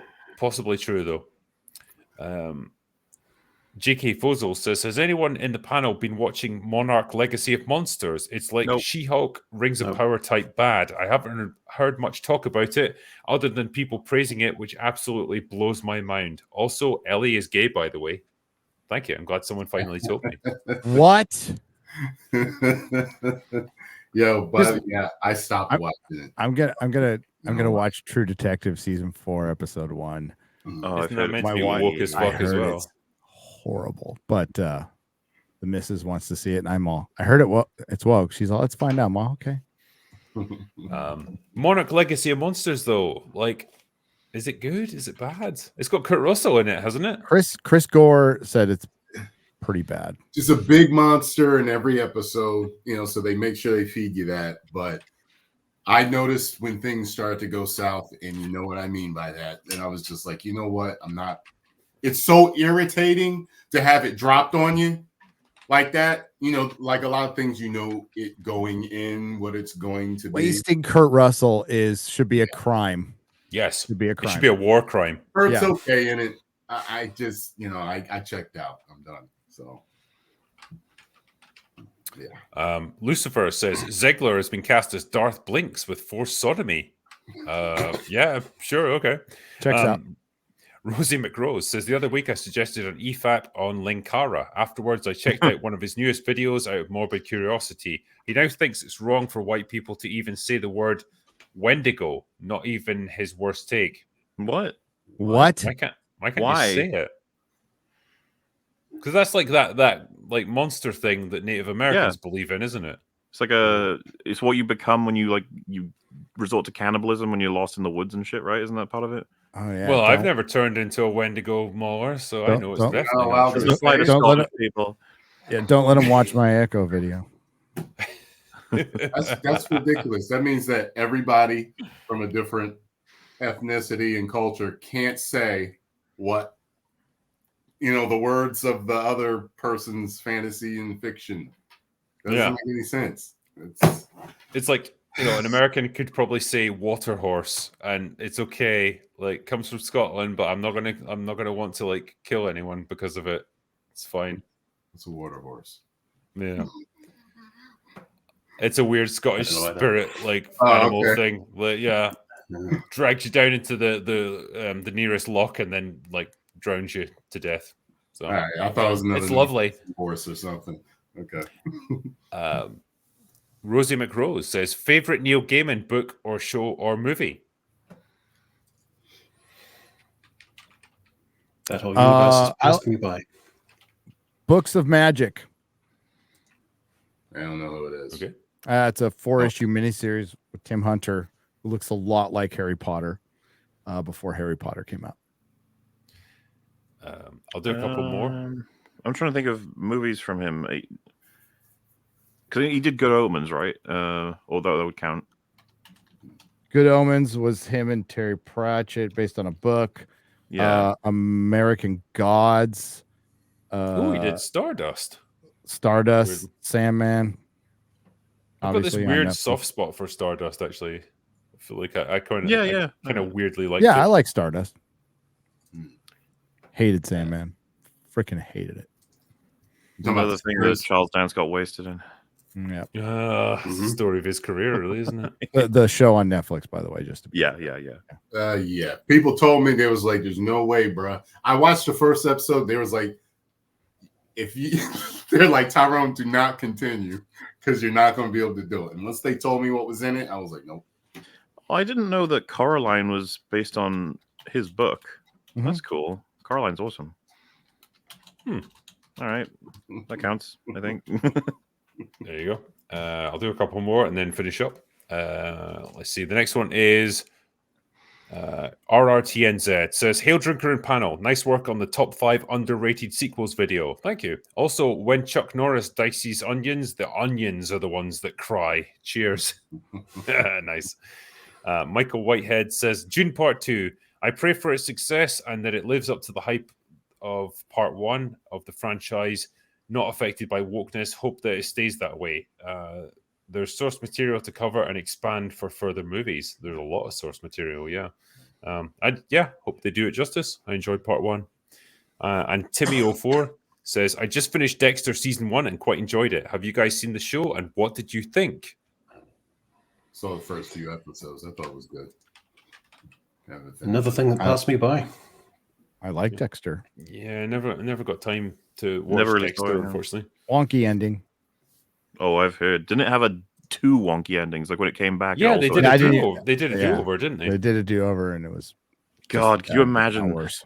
if they like did a do-over of the end of Game of Thrones and they fucked it up again? That's far more likely. I mean, I say that, but like that could be what happens with the fucking book version eventually. So I will do this one final one actually. From Metal Demon says, "What's the strangest thing that you've done while drunk?" Mine was waking up in a friend's boyfriend's house and bed. To this day, I've got no idea how I got there. He also has no idea how or why I was there in the first place. For me, probably waking up on my kitchen floor. Like for some reason, I'd come home, taken my boots off, and then laid them out carefully on the floor, and then threw up in them. And then lay down on the kitchen floor, and then passed out with my coat, all my clothes, and my coat still on. I'd left the back door wide open. I was very confused when I woke up. I had a giant bag of Twizzlers one time, and I remember just plopping on the bed sideways and just kind of eating them out of the bag like that while I was talking to myself. I don't know what I was talking about, but I was having a whole conversation. I remember I was in my 20s. Playing with a friend's ornamental ceremonial samurai sword, just plucking it off his wall and swishing it around for about an hour. That's probably about it. So, repeat the question. Are you drunk right now? Weirdest thing you've done while drunk. Being resuscitated by my drug dealer's girlfriend. You win. Yeah, that's a weird thing. You win. This one. You win. Wow. I just follow that one up, MauLer. No, I can't. I've seen that One in Pulp Fiction. of my favorite ones was I think I mentioned before, but the most I've ever drank, the quickest, was 2 pints of vodka. I did it on like a dare type situation, or like just the thing of 2 see pints. if I could do. Yeah, and it What? took about 20 minutes before I couldn't remember anything anymore of what Oh my happened that God. night. And I woke up the following morning in someone's house I didn't recognize, and one of my friends walked into the room and just stared at me angrily, and I was like, "What did I do? Like, what happened?" Good Lord. I was also in my 20s, a time where you could drink more. Yeah, and you not feel like you were dying for the next 3 days. No, yeah, and the funny thing is, if I were there as I am now when I was doing that, I would have said, "What the fuck are you doing? That could kill you." And young you would still be like, "Nah, fuck off, future me." Younger would be like, I Yeah. think I can pull it I'll off. make it. Yeah. Anyway, on that bombshell, I'm going to end the stream because I think that's a perfect high point for us to finish up on. Yeah, thank you guys for coming on for this tonight. It's been fucking awesome to have you guys on. Always appreciate it. And thank you for everyone in chat. Thank you for all the super chats that that you sent us. The ones that we haven't covered, we will obviously catch up on. And thank you to the mods that have done their usually amazing job that they always do. And, well, I was going to say as well, Echo, I'm going to be on your channel on Monday night because you're doing live streaming now. So I'm going to be there talking about That's whatever true. the hell you want to talk about. The Echo Chamberlain live stream. So it'll be early evening EST and sort of late-ish in the night if you're in Greenwich Mean Time, and that's on a Monday evening. So please come along. That would be great. It's audaciously named the Echo Chamberlain live stream. So that's the title I've given it. Clever. And it's going to be a cool hang. Just a bit of Antrim and Greg Owen. So yeah, assuming my internet holds up together, should be great fun. Nice one. Remember, if you need a name for a podcast, try chat. They always come up with crazy good ideas. Yeah. Yeah, they do. Yeah. They're the guys to go to. Right. Well, thank you guys. It's been awesome as always. And for now, at least that is all we've got for today. Wait. Go. Sorry to interrupt you on your hang own on. show. We got a time for you're going to be at MegaCon. Oh yeah, that's the thing that's going on. Yeah. Yeah, Shall I you're going tell to be at people about MegaCon. that? So am I. And I got a time for our panel. Let me get to it. It is Saturday. It's like a Geeks and Gamers Friday Night Tights. It's just all of us.